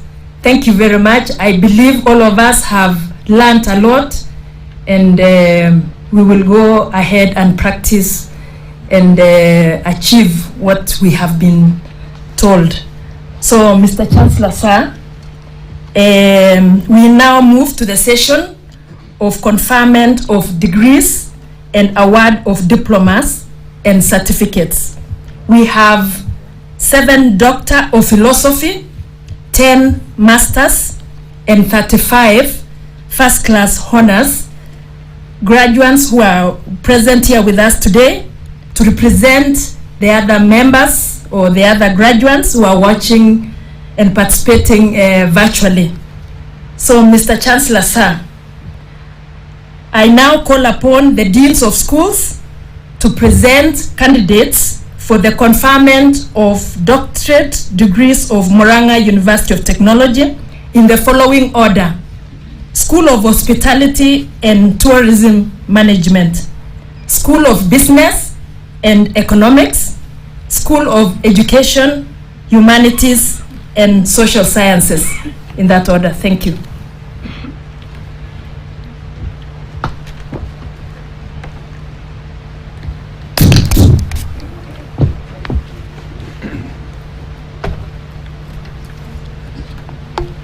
Mr. Chancellor, sir, I have the honor of presenting the following 3 graduates who during the 2021-2022 academic year satisfied the School Board of Examiners and the Senate for the conferment of Doctor of Philosophy degree in Hospitality and Tourism Management in the School of Hospitality and Tourism Management. Doctor of Philosophy in Hospitality and Tourism Management, Irongo Robert Washira. Title of thesis: Environmental Commitment and Adaptation of Green Practices among star-rated hotels along the Kenyan coast. Supervisors: Dr. Joseph Njoroge, Professor Dorothy Amwata. The graduate be hooded and escorted by your supervisors.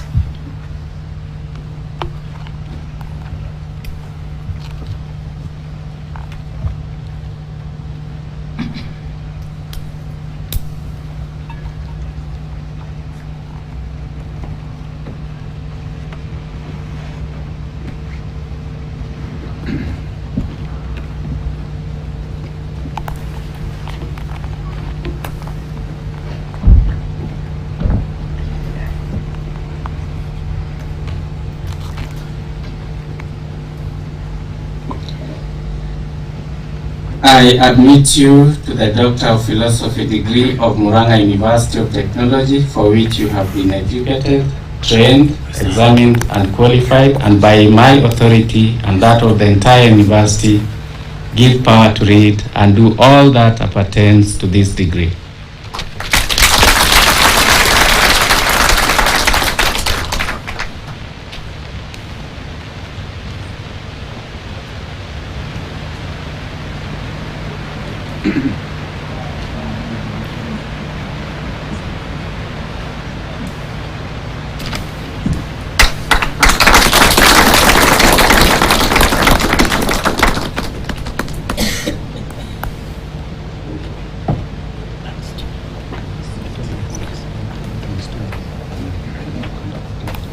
Kuria Kongo Samson.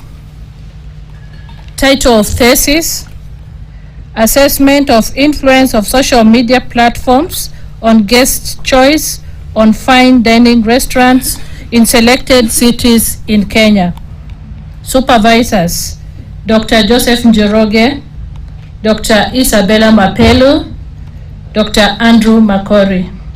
The graduate be hooded and escorted by your supervisors.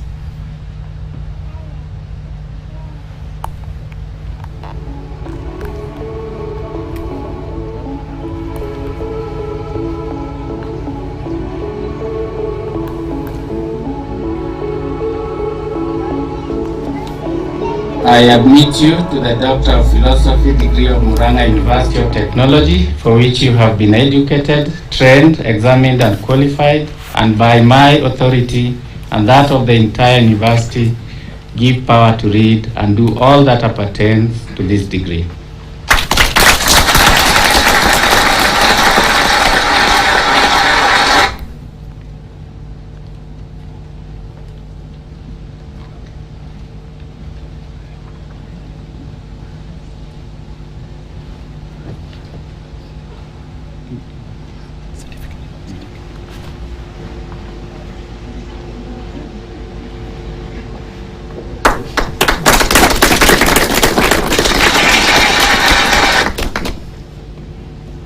Wangombe Lawrence Kavoito. Title of thesis: Efficacy of travel motivation and on-destination loyalty among domestic tourists in the coast region of Kenya. Supervisors: Dr. Joseph Njoroge, Dr. Peace Agufana. The graduate be hooded and escorted by your supervisors.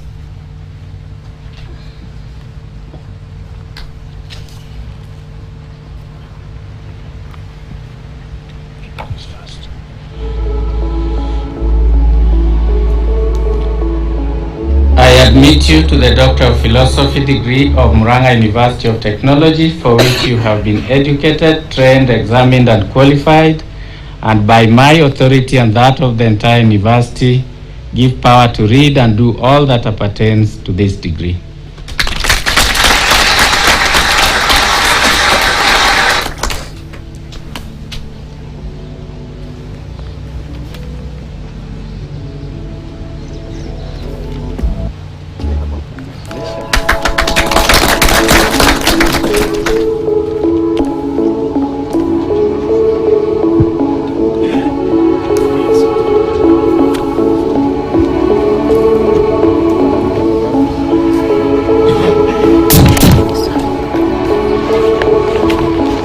Mr. Chancellor, sir, I have the honor to present the following three graduates who during the 2021-2022 academic year satisfied the School Board of Examiners and the Senate for the conferment of Doctoral of Philosophy in Business Administration in the School of Business and Economics. Ireri Edwin Muragiri. Title of thesis: Influence of digital distribution strategies on uptake of bank products and services in Kenya. Supervisors: Dr. Grace Wahinya, Professor Richard Juma, Dr. Tabitha Karanja. The graduate will be hooded and escorted by the supervisors.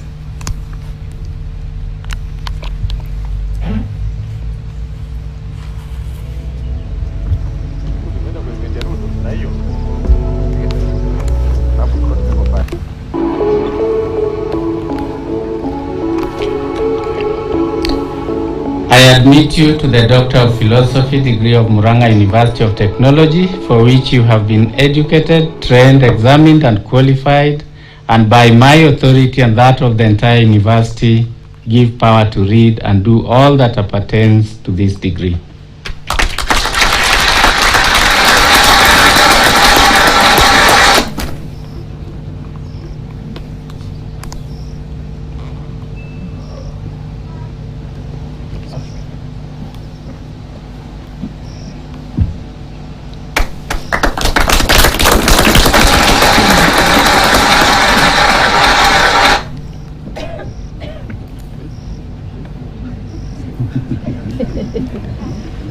Mokono Mwende Ruth. Title of thesis: Effect of moderated internal audit practices on financial performance of NSE-listed banks in Kenya.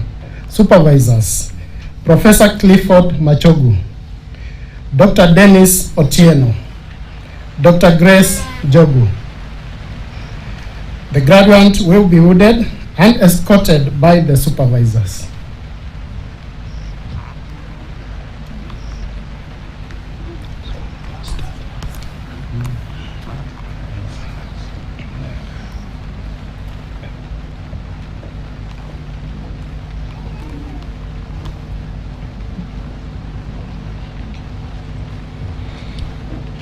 I admit you to the Doctor of Philosophy degree of Murang'a University of Technology, for which you have been educated, trained, examined, and qualified, and by my authority and that of the entire university, give power to read and do all that appertains to this degree.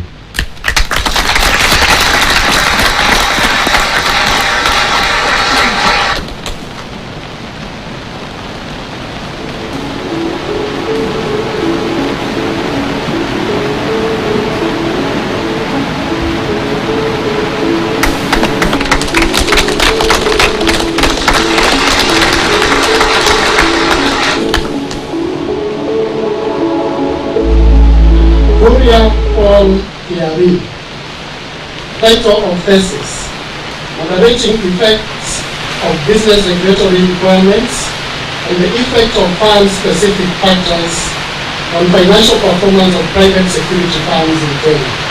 Supervisors: Dr. Evans Oteki, Dr. Tabitha Karanja, Dr. George Gabaudo. The graduate will be hooded and escorted by the supervisors.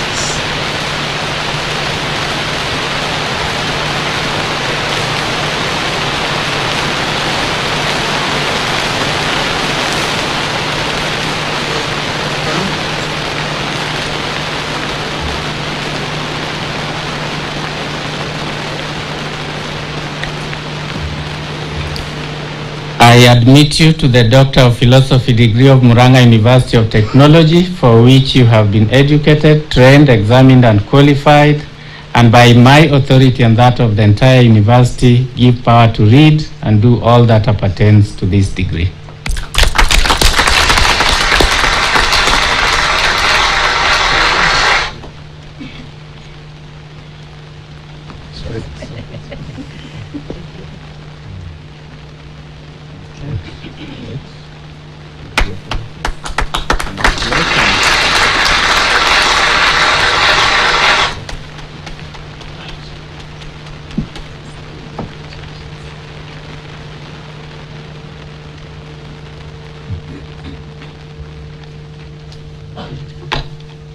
Mr. Chancellor, sir, I have the honor to present to you the following one graduate who during the 2021-2022 academic year satisfied the School Board of Examiners and the Senate for the conferment of Doctor of Philosophy in Technology Education degree in the School of Education, Humanities and Social Sciences. Mwangi Peter Ngugi. Title of thesis: Impact of educational robotic activities on secondary school students' interest in engineering career pathways. Supervisors: Professor Engineer Christopher Maina, Dr. Peace Agfana. The graduate be hooded and escorted by your supervisors.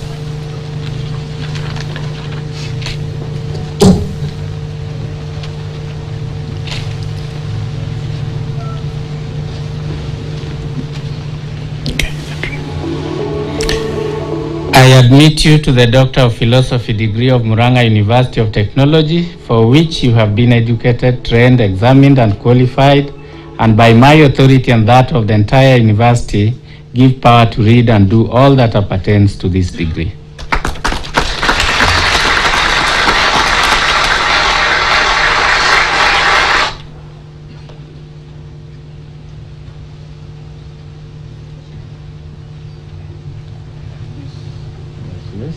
Thank you.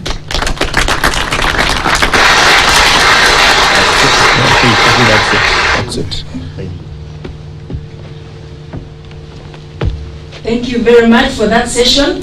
I request the PhD graduates to come forward and take a photograph with our Chancellor.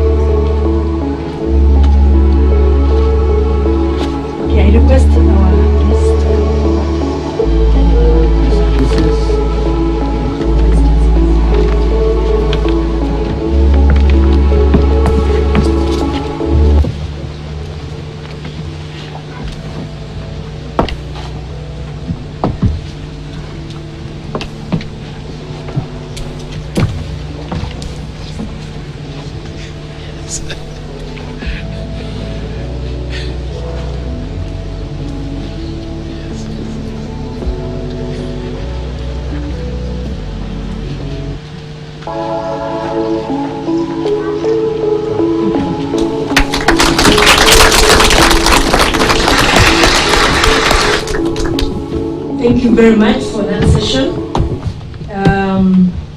Mr. Chancellor, sir, I call upon deans of schools to present candidates for the conferment of master degrees of Murang'a University of Technology in the following order: School of Computing and Information Technology, School of Engineering and Technology, School of Pure, Applied and Health Sciences, School of Hospitality and Tourism Management, School of Business and Economics.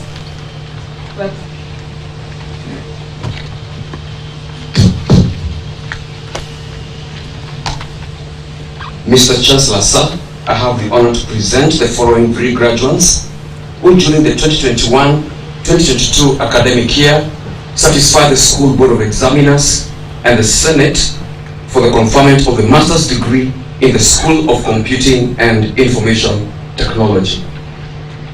Master of Science in Information Technology, Munywa John Gatara. Vincent Bandu Ochango. Wambogo Jackson Kamiri. Please remain standing until the conferment of the master's degree.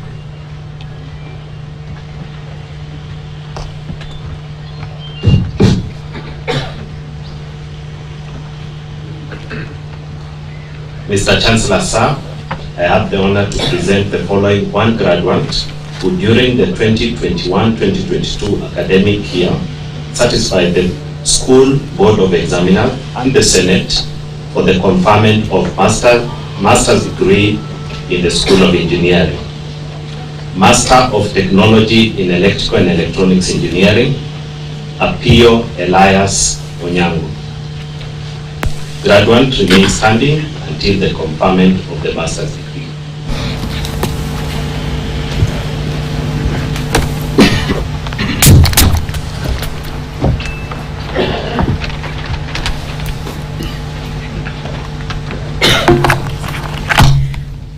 Mr. Chancellor, sir, I have the honor to present the following three graduates who during the 2021-2022 academic year satisfied the School Board of Examiners and the Senate for the conferment of the master's degree in the School of Pure, Applied and Health Sciences. Masters of Science in Statistics, Marwa Hassan Chacha, John Mwenda Morris. Masters of Science in Chemistry, Osuben Haru. Graduates, please remain standing until the conferment of your degrees.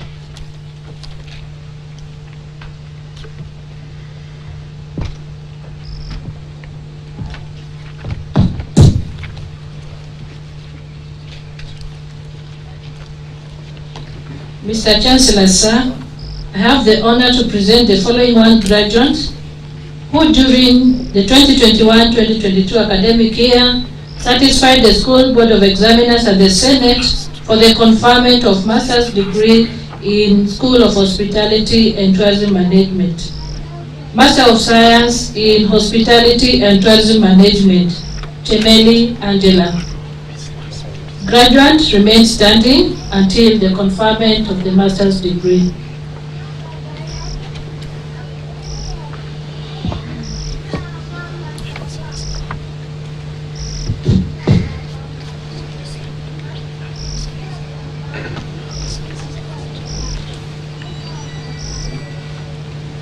Mr. Chancellor, sir, I have the honor to present the following two graduates who during the 2021-2022 academic year satisfied the School Board of Examiners and the Senate for the conferment of the respective master's degree in the School of Business and Economics.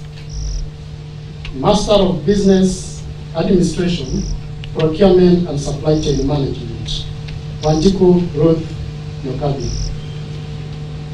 Master of Business Administration, Strategic Management, Enodia Sandra Rivera.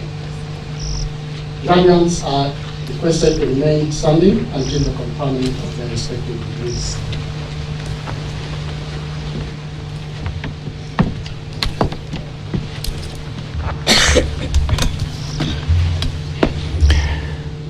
I admit the persons named to the respective master's degrees of Murang'a University of Technology for which you have been educated, trained, examined, and qualified, and by my authority and that of the entire university give power to read and do all that appertains to these degrees.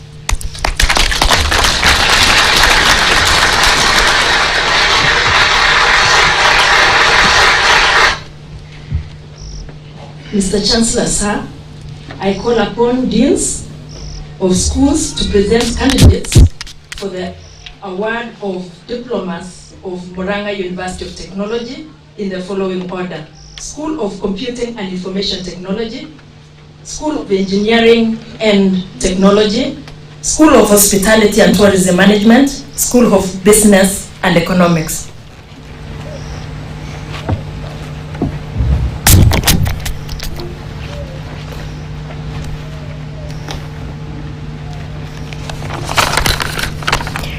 Mr. Chancellor, sir, I have the honor to present the following 7 graduates who during the 2021-2022 academic year satisfied the School Board of Examiners and the Senate for the award of Diploma in the School of Computing and Information Technology.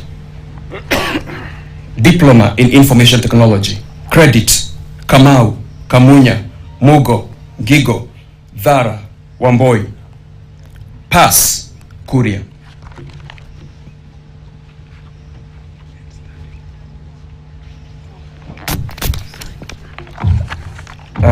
Graduates remain standing until the award of diploma.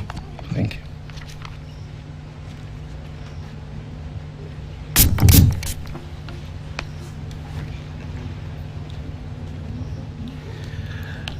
Mr. Chancellor, sir, I have the honor to present the following 9 graduates who during the 2021-2022 academic year satisfied the School Board of Examiners and the Senate for the award of the respective diplomas in the School of Engineering and Technology. Diploma in Civil Engineering, credit: Kemani Makau Mureithi. Diploma in Electrical Power Engineering, credit: Chepkwoni. Pass: Kenywa Masharia Napora Ngogi Njeri. Graduates to remain standing until the award of their respective diplomas.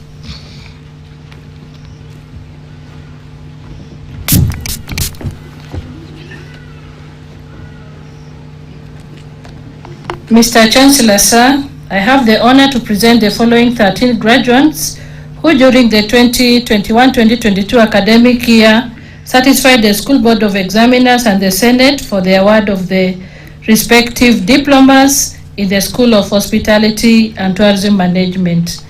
Diploma in Hospitality Management, credit: Adongo, Gisheru, Getonga, Juma, Kimanzi, Ngoge, Jogona, Nyang'au, Wamboi, Wamboi Ann, Wamboi Mary, Wangombe. Pass: Motegi Kingori. Graduates remain standing wherever you are until the award of the diploma.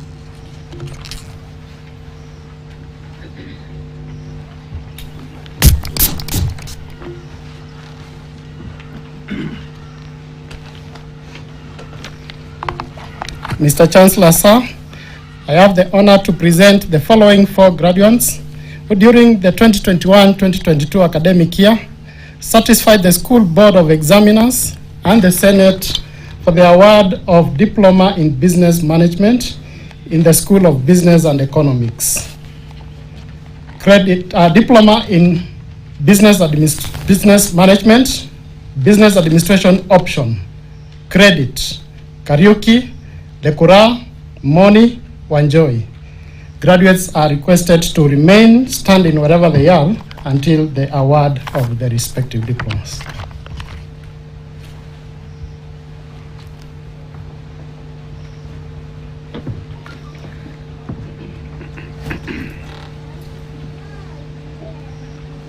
Acting on the powers conferred by the Universities Act number 42 of 2012, section 38(1), subsection 3A, and the Murang'a University of Technology Statute 4, having satisfied the School Board of Examiners and Senate in all subjects for which you are enrolled, trained, and examined, it gives me great pleasure to award you the respective diplomas.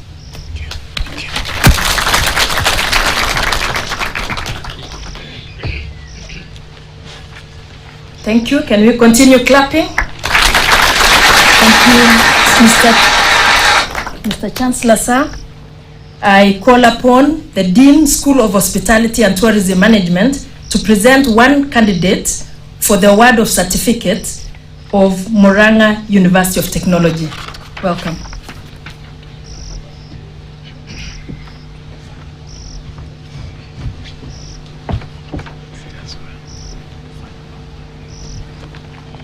Mr. Chancellor, sir, I have the honor to present one graduate who during the 2021-2022 academic year satisfied the School Board of Examiners and the Senate for the award of certificate in hospitality management in the School of Hospitality and Tourism Management. Certificate in hospitality management, credit, Kahara. Graduate, remain standing wherever you are until the award of the certificate. Acting on the powers conferred by the Universities Act number 42 of 2012, section 38(1), subsection 3A, and the Murang'a University of Technology Statute 4, having satisfied the School Board of Examiners and Senate in all subjects for which you are enrolled, trained, and examined, it gives me great pleasure to award you a certificate in hospitality management.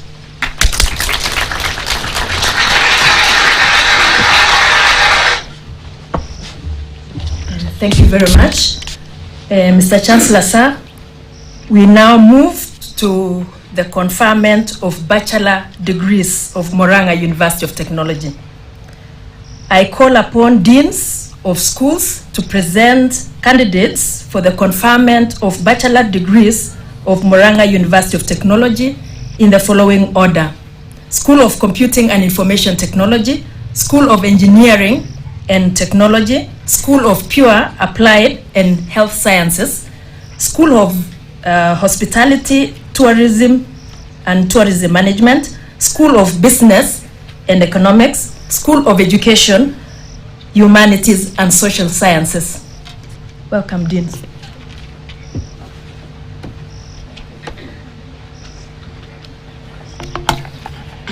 Mr. Chancellor, sir, I have the honor to present the following 226 graduates who during the 2021-2022 academic year satisfied the School Board of Examiners and the Senate for the conferment of respective undergraduate degrees in the School of Computing and Information Technology.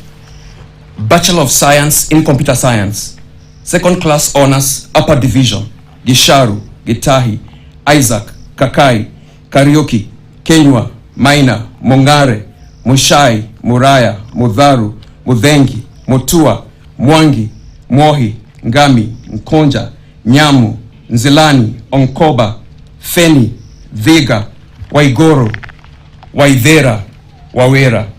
Second Class Honors, Lower Division, Gakuo, Karanja, Karoki, Kefa, Kibet, Kipkoril, Kipnetich, Macharia, Mandila, Maugo, Mirengo, Mugambi, Muigai, Mutabari, Mwangi, Mwau, Ndegwa Teddy, Ndegwa Victor, Ndongo, Ngoe, Njagi, Njeri, Odhiambo, Omoyo, Ouma, Sanjema, Warunge. Bachelor of Science in Computer Technology, Second Class Honors, Upper Division, Gashohi, Kahiga, Kiplangat, Mkwili, Munyau, Muraya, Mureithi, Owala, Wambua. Second Class Honors, Lower Division, Charles, Kamande, Kenywa, Kiprotich, Kirongo, Maina, Mainge, Banduzi, Mureithi, Okoth, Rotich, Waithera, Wangari. Bachelor of Science in Software Engineering, Second Class Honors, Upper Division, Angatia, Chepkwoni, Kahura, Kamau, Kilalo, Kiprotich, Kipruto, Kirigo, Kitavi, Koech, Masharia, Malonza, Meshira, Muema, Mugo, Munyeke, Mureithi, Murungi, Museywa, Musioka Richard, Musioka Teresia, Mutembei, Mutie, Mutuma, Muuo, Mwangangi, Mwangi Morris, Mwangi Mudhoni, Mwaora, Ng'ang'a, Njoki, Njoke, Orungo, Otieno, Owino, To, Waweru, Wayua. Second class honors lower division, Gadhage, Kamau, Kandie, Kipkemoi, Kipkoech, Kipngeno, Kiptanui, Kogei, Maithia, Mecha, Mwangi, Munio, Mutua, Muturi, Mwangi, Ngonyi, Omwega, Ondieki, Ondigo, Shibweche, Wanganga, Wanja.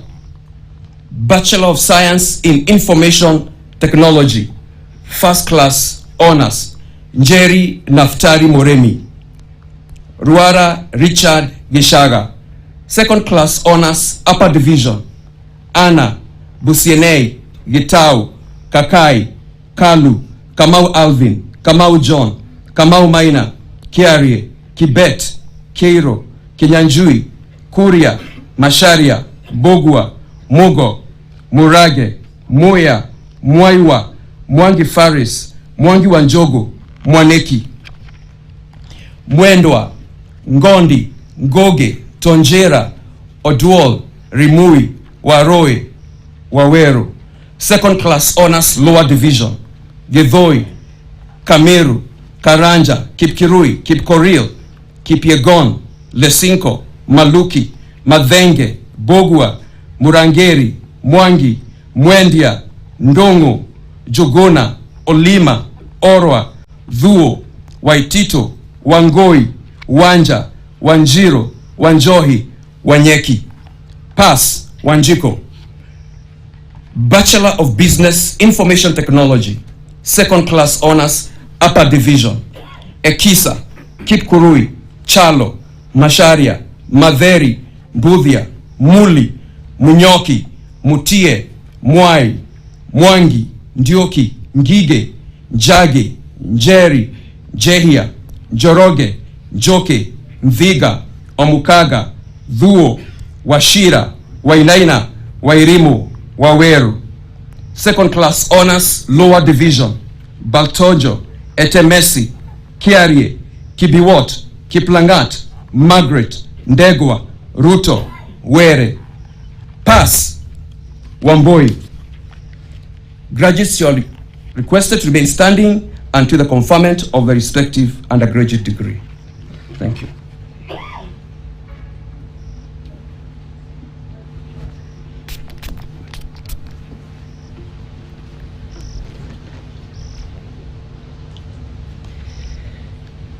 Mr. Chancellor, sir, I have the honor to present the following 16 graduates who during the 2021-2022 academic year satisfied the School Board of Examiners and the Senate for the conferment of undergraduate degrees in the School of Engineering and Technology. Bachelor of Technology, Electrical and Electronics Engineering, first class honors, Brevin Shitandi. Second class honors, upper division, Adonga, Kio, Kipkirui, Kiprotich, Maina, Oguta, Tendwa, Wamalwa. Second class honors, lower division, Aaron, James, Kipyegon, Marendi, Mwangi, Njogu, Othiambo. Graduates to remain standing until the conferment of the undergraduate degree.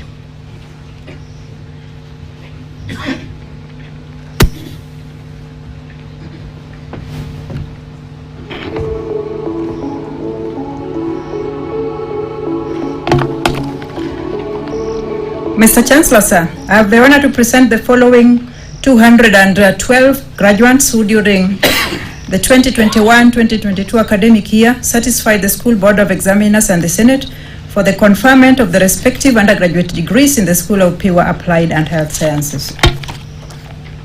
Bachelor of Science in Actuarial Science, first class honors, Mrabu Stephen Mwamoro, Mugure Elizabeth Mudhoni, Otieno Ambrose Alwala, second class honors upper division, Chelagat, Cherono, Cherotich, Fieku, Hamisi, Kamau, Kimathi, Koech, Mutiso, Mwito, Nyanjui, Otuoma, Obuoba, Muchira, Wachira, Wambua, Weru. Second class honors lower division, Kagwira, Kiai, Kironei, Mbone, Motari, Munyoki, Muridhi, Mudhini, Mwangi, Mwaniki, Mwenje, Nderitu, Singapore, Toya. Second class honors, Bachelor of Science, Mathematics and Economics, first class honors, Gitonga Masi Wanjiru, Kiprop K. Evans, Kiroko Margaret Njeru, Mugu Masi Gatugi, Wandati Collins. Second class honors, upper division, Irungu, Kaburi, Kaloki, Kamau, Kimunyu, Kariuki Caroline, Kariuki Francis, Kariuki John, Karugo, Koech Kevin, Koech Kirui, Macharia, Maina, Mbugwa, Mushiri, Muli, Murigi, Muridhi John, Muridhi Naomi, Musau, Musioka, Mushavanya, Mutwiri, Ngala, Okoth, Onyango, Wangombe. Second class honors lower division, Chepkirui, Gachoki, Gakuru, Gitonye, Gitari, Gitau, Ireri, Kimani, Maina, Maingi, Mukami, Mungole, Manyota, Amugo, Muimi, Mumo, Munene, Musioka, Njeri, Onyango, Sabina, Wachira, Wambui, Wangui. Bachelor of Science Applied Statistics with Programming, first class honors, Mugai Tabitha Nduta. Second class honors, upper division, Bugeri, Karimi, Kibui, Kimote, Kinuthia, Kipsang, Makanu, Mumbi, Muruchi, Mwangi, Nyamai, Obare, Onyango, Osidi, Vamba. Second class honors lower division, Kaluki, Kiprotich, Kidhome, Lango, Macharia David, Macharia Hana, Mare, Mwindi, Muithia, Murage, Jerry, Nyabuto, Ochieng, Ombaso, Wainaina, Waidhaka, Wanjira, Wanjiru, Pass, Ndungu. Bachelor of Science, Mathematics and Computer Science, first class honors, Kamau Patrick Muigai, Siri Juma Hamisi, Wanja Erika Njeri. Second class honors, upper division, Githagia, Gisheha, Jebichi, Kimani, Kirui, Kiplangat, Kialo, Lagat, Makena, Mose, Kariuki, Ngede, Ngeno, Okoth, Oliech, Omato, Ondieki, Ruoro, Siolompe, Wilson. Second class honors, lower division, Bewot, Gatwiri, Juma, Kipruto, Maina, Babu, Mucheni, Murea, Muridhi, Musioka, Mutemi, Mwangi Hana, Mwangi Lydia, Mwaniki, Ndungu, Ngolwa, Zioka, Ochieng, Orina, Tabitha, Wanjiku, Pass, Kilu, Mudheke. Bachelor of Science, Analytical Chemistry, first class honors, Mwangima Samuel Mwangala. Second class honors, upper division, Abuka, Gitonga, Kalunge, Kipkoech, Maivia, Matata, Mbugwa, Monayo, Muchenga, Mukundi, Nduati, Juguna, Owino. Second class honors, lower division, Gadhogo, Kilonzo, Maina, Mutethia, Muthi, Mutuku, Owino. Bachelor of Science, Industrial Chemistry, first class honors, Jepgetich Joan, Kamau Phyllis Watiri. Second class honors, upper division, Gadhiru, Maina, Matthew, Mwangi, Njeri, Joroge, Waweru, Wycliffe. Second class honors, lower division, Kamau Faith, Kamau Leonard, Kibet, Kirwa, Kialo, Makulu, Mburu, Mwangi, Omondi, Vivias, Waithira. Please remain standing until the conferment of the respective degrees.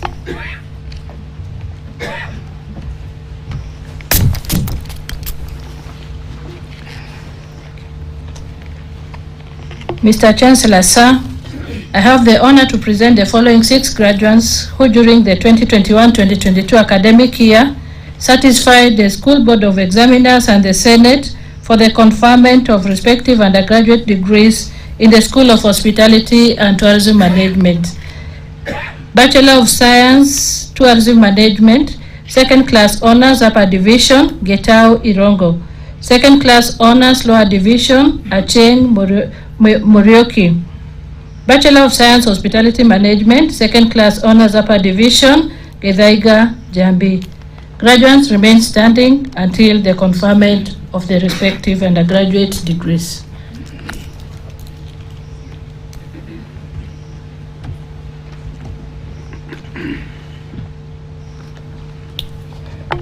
Mr. Chancellor, sir, I have the honor to present the following 173 graduates who during the 2021-2022 academic year satisfied the School Board of Examiners and the Senate for the conferment of respective undergraduate degrees in the School of Business and Economics.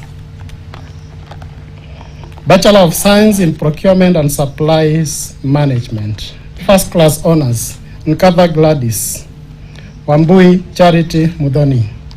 Second Class Honors, Upper Division, Chege Gitonga Karithi, Maina Rebecca, Maina Simon, Madhembe, Matu, Muingai, Mwiruri, Mulembo, Muraya, Nashapai, Gatia, Nyanyuki, Odhiambo Eric, Odhiambo Varari, Thiongo, Sunusu, Wanjao, Wanjema, Waweru. Second Class Honors, Lower Division, Karanja, Kadhambi, Kimani, Kimutai, Kinywa, Maina Brian, Maina Eunice, Maingi, Madhenge, Bayi, Bere, Muringi, Mutoa, Muya, Joroge, Nyakwana, Kondoyo, Osakia, Thuku. Bachelor of Commerce, Accounting Option. Second Class Honors, Upper Division, Karani, Karanja, Karitho, Kimeli, Kiragu, Kitenge, Maina, Boro Margaret, Boro Stephen, Mugao, Mutua, Mwaniki, Duati, Gochi, Nyangi, Nyanchama, Ocheng, Ocheng Eugene, Ocheng Frederick, Ruraya, Sengeneo, Thadhi. Second Class Honors, Lower Division, Asembo, Chinado, Gitau, Githinji, Matagaro, Muridhi, Wangari. Pass, Mwenje. Bachelor of Commerce, Finance Option. First Class Honors, Jogu Iram Mbogwa. Second Class Honors, Upper Division, Gitonga, Kamene, Karisa, Kimanthi, Kipkemoi, Kios, Kitau. Maina, Makala, Muriuki, Mutungi, Mwendia, Dungu, Jenga, Jeru, Joroge Brian, Joroge Joy, Juguna, Otieno, Rono, Wambua, Wanjiku, Wanjiko Agnes, Wanjiko Purity. Second Class Honors, Lower Division, Chesiro, Kibathi, Kimandhi Mushiri, Kimandhi Franklin, Madhenge, Bindio, Boro, Mola, Mwangi, Mwenda, Mwendwa, Gairuya, Odhiambo, Okima, Ombui, Onyango, Otuke, Washira, Wainaina, Wanjeri. Bachelor of Commerce, Marketing Option. First Class Honors, Murimi Caroline Wairimu. Second Class Honors, Upper Division, Ika, Kibira, Wangari. Second Class Honors, Lower Division, Gidhanga, Kiairie, Munywa, Rugai. Bachelor of Science in Human Resource Management. First Class Honors, Chepgeno Stella. Ireri Moses Nyaga. Mwiruri Cecilia Wanjiru. Mutinda Damaris Ndanu. Daro Kamisi Nzuma. Second Class Honors, Upper Division, Awino, Jelangat, Kariuki Joseph Masharia, Kariuki Joseph Gishuki, Kebaso, Bete, Meshoko, Muema, Muridhi, Mudhengi, Ngola, Odhiambo, Onyango, Wahome, Waithimbi, Wangui, Wanjohi, Waruinge. Second class honors lower division, Barasa, Gashoka, Kangai, Balanya, Mulatia, Nyabuti, Satya. Bachelor of Science, Entrepreneurship and Enterprise Management. Second class honors upper division, Jura, Kiarie, Masharia, Mungara, Muridhi, Mutuku, Ndungire, Okech, Otieno, Vanessa, Wairimu, Wanjiki, Washe. Second class honors lower division, Karanja, Kerosi, Kiruti, Kivuvo, Duati, Riunga, Wako. Graduates are requested to remain standing until the conferment of their respective degrees.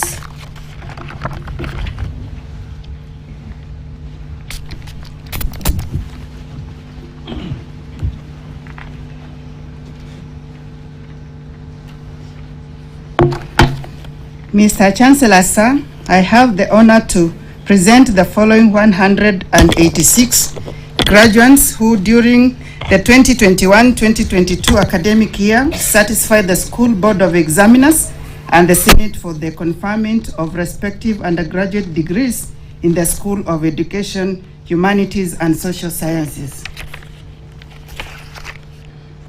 Bachelor of Science, Criminology and Security Studies, First Class Honors, Ngo Jacqueline Karimi.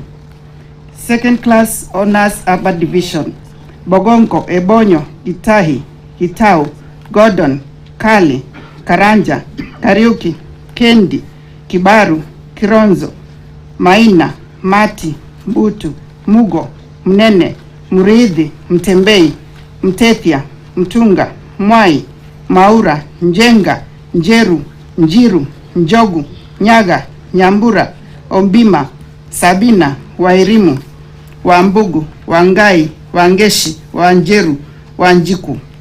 Second Class Honors Lower Division, Apiriri, Gitonga, Juma, Koech, Kungu, Maina, Makori, Mushiri, Muhia, Mtinda, Ngugi, Ntorukiri, Nyawira, Okindo, Omondi, Onyango, Shitawa, Wanjiru, Wanjohi.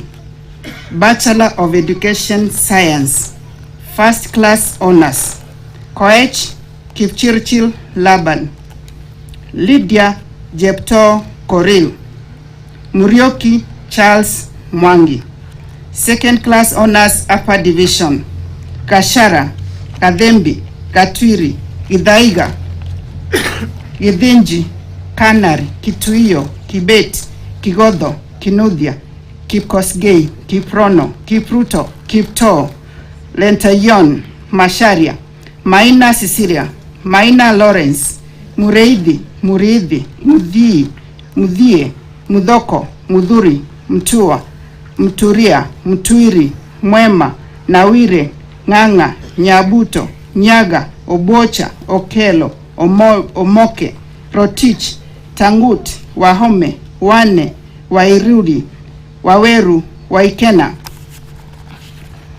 Second Class Honors Lower Division, Aluoch, Birere, Chege, Chelagat, Cheruyot, Isheru, Karimi, Hachemi, Kigen, Kimaiyo, Kimaru, Kipkemboi, Kipkoech, Kipkurui, Kipngetich, Kiprono, Mabuya, Maina Peter, Maina Samuel, Masinde, Mbela, Miriam, Mtemi, Mwenda, Ndereba, Ndungu, Nekesa, Nyakundi, Nyamboga, Nyandago, Odoyo, Ojuang, Onyaiti, Osoro, Wangondu, Wanjiru, Yegon, Pass, Mwadhihi. Bachelor of Education Arts, First Class Honors, Akoth Rachel, Idua Karugu Charles, Kariuki Mary Wanjiru. Second Class Honors Upper Division, Amakobe, Gishuhi, Ichango, Kendi, Kimathi, Kipngetich, Maina, Makori, Mdhamia, Mwirigwa, Ng'ang'a, Njiru, Njoroge, Wambui, Wanja, Wanjiku, Waweru. Second class honors lower division, Idhinji, Lewis, Mokaya, Ndiwa, Njeru, Nyatundo. Ochieng, Wanjohi. Bachelor of Technology Education, first class honors, Rono Dennis Kipngetich. Second class honors upper division, Jeruyot Etiang, Joylin, Kipkoech Amos, Kipkoech Collins, Kipngetich, Kosgei, Rolenge, Manzi, Mtuku, Mwenda, Nelima, Obare, Omweri, Otari, Wambugu, Wekesa. Second class honors lower division, Karoki, Washira. Graduates, please remain standing until conferment of respective undergraduate degrees.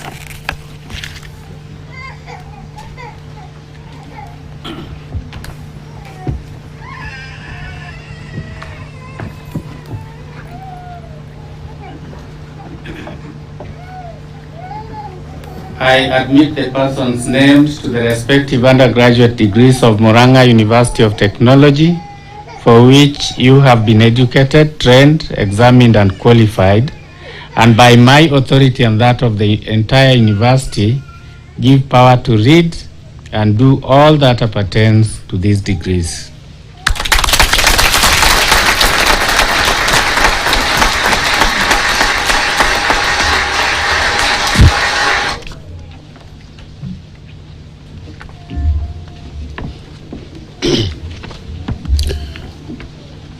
We are finally coming to the end of the ceremony.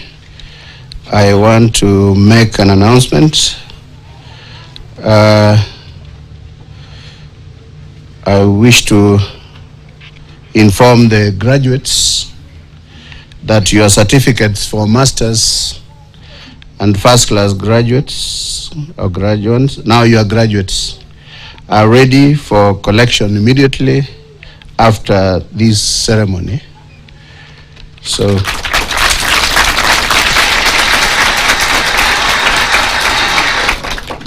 yes, I also love clubs. So, and then certificates for all other graduates shall be ready for collection on Monday 9th January 2023. So hata hiyo ni club yetu.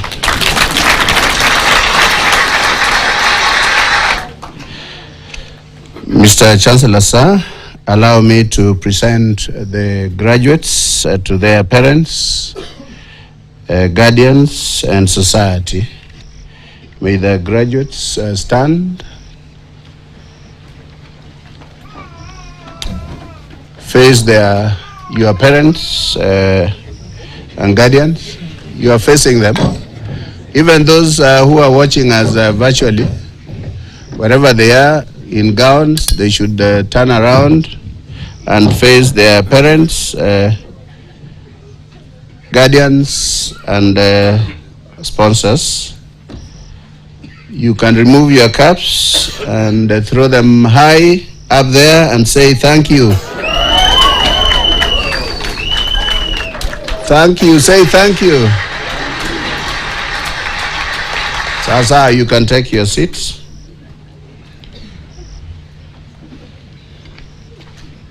Mr. Chancellor, sir, in accordance with the Universities Act number 42 of 2012, section 39(2) and the Murang'a University of Technology Statute 4, I declare this congregation officially dissolved.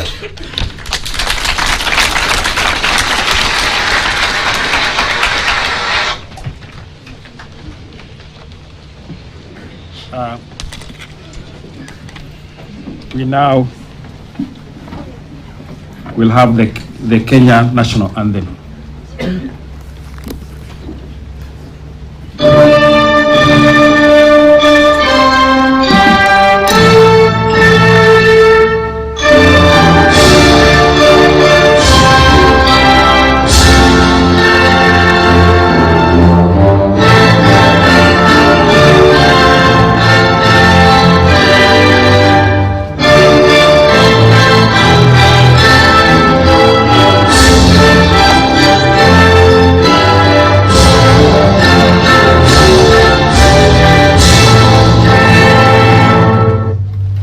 Thank you. We'll have luncheon for our invited guests. You'll be directed to where you will receive it. At the moment, we all remain standing. The Chancellor's procession leaves the graduation grounds in the following order. The mess bearer, followed by the Chancellor, Murang'a University of Technology, the Principal Secretary for University Education and Research, representing the Cabinet Secretary, Ministry of Education, Council members, Vice Chancellor, Murang'a University of Technology, Vice Chancellors of other universities, Deputy Vice Chancellors, Murang'a University of Technology, Registrars, MUT, Deans and Directors, 2 alumni representatives, and 2 student representatives.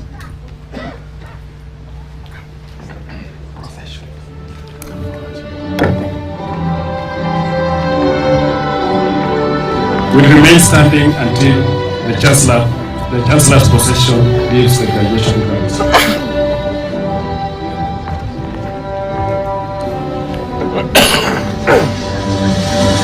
After the luncheon, invited guests will leave Murang'a University of Technology at their pleasure.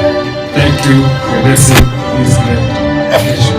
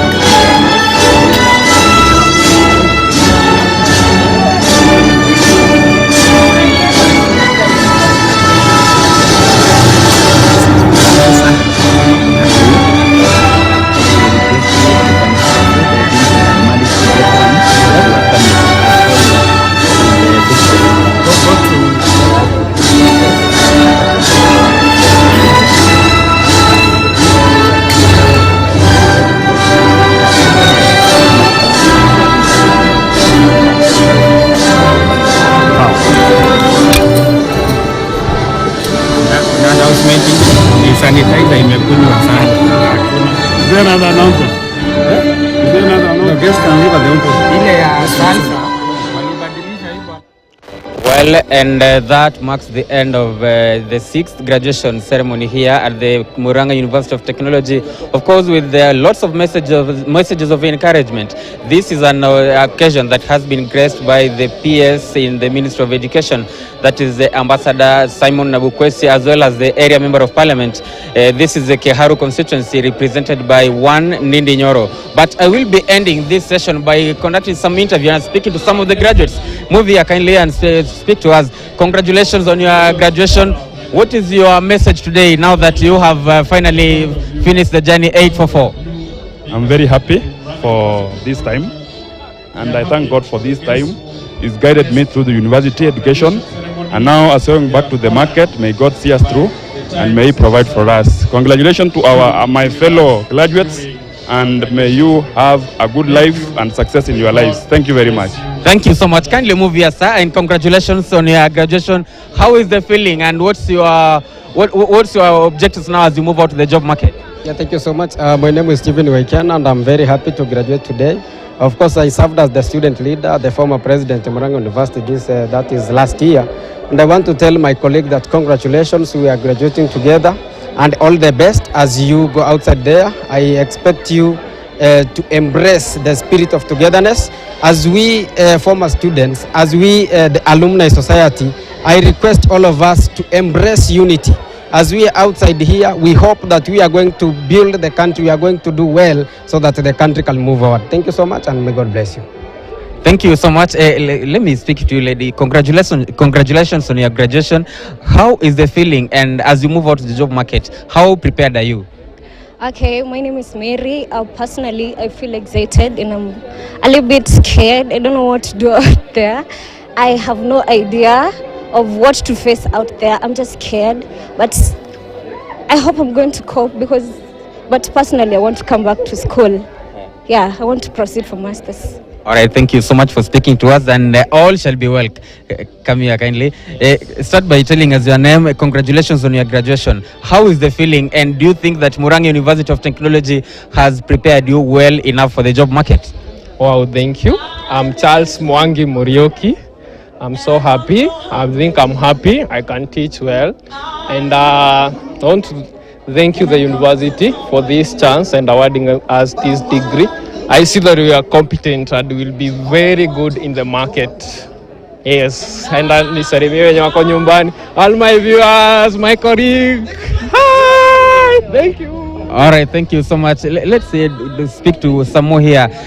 Congratulations on your graduation. How is the feeling now that you are finally done with the 844 system of education? Okay, thank you for this chance. I'm so happy. My name is Miriam Amunga. Graduated as a graduate of Bachelor of Education Science, Math Chemistry, and I'm so proud of this. I thank the entire university administration, the Murang'a University administration, for what they have impacted in my life. They have impacted me with leadership skills. I was a leader, a student leader 2021, Mutso Council 2021-2022, and I'm so proud. I thank you. I wish all the graduates, congratulations, and may God open your ways as you move out of the school. Thank you and congratulations. All right, thank you so much. Of course, those are also some of the reactions from the graduates here. Remember that we have had 870 graduates, different people being conferred with the degrees, and of course being awarded certificates and diplomas in different courses. So this is a ceremony that has been presided over by the Principal Secretary from the Ministry of Education, Ambassador Simon Abukwesi, as well as the area Member of Parliament Ndindi Nyoro, and of course the University Council Chair of the Council, University Council, Professor Joachim Musur, of course, and the Professor Dixon Nyariki, who is the Vice Chancellor here. So that's all from the Murang'a University of Technology 6th graduation ceremony held on 29th of November 2022 from Murang'a.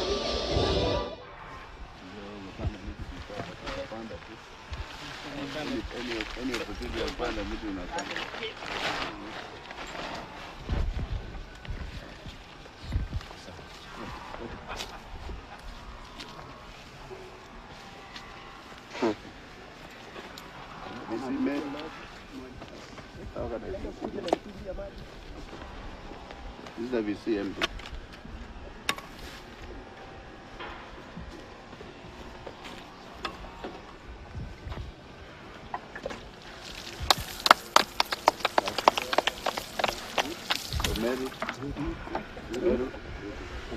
Turudi pale.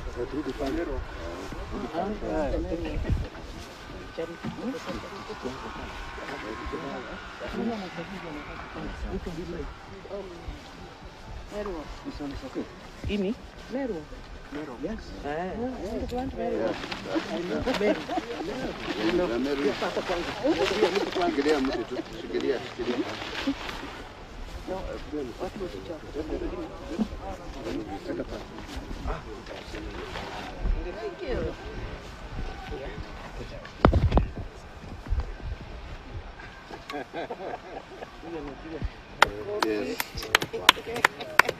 Very good. Turkana. Turkana. Turkana. Turkana to planet.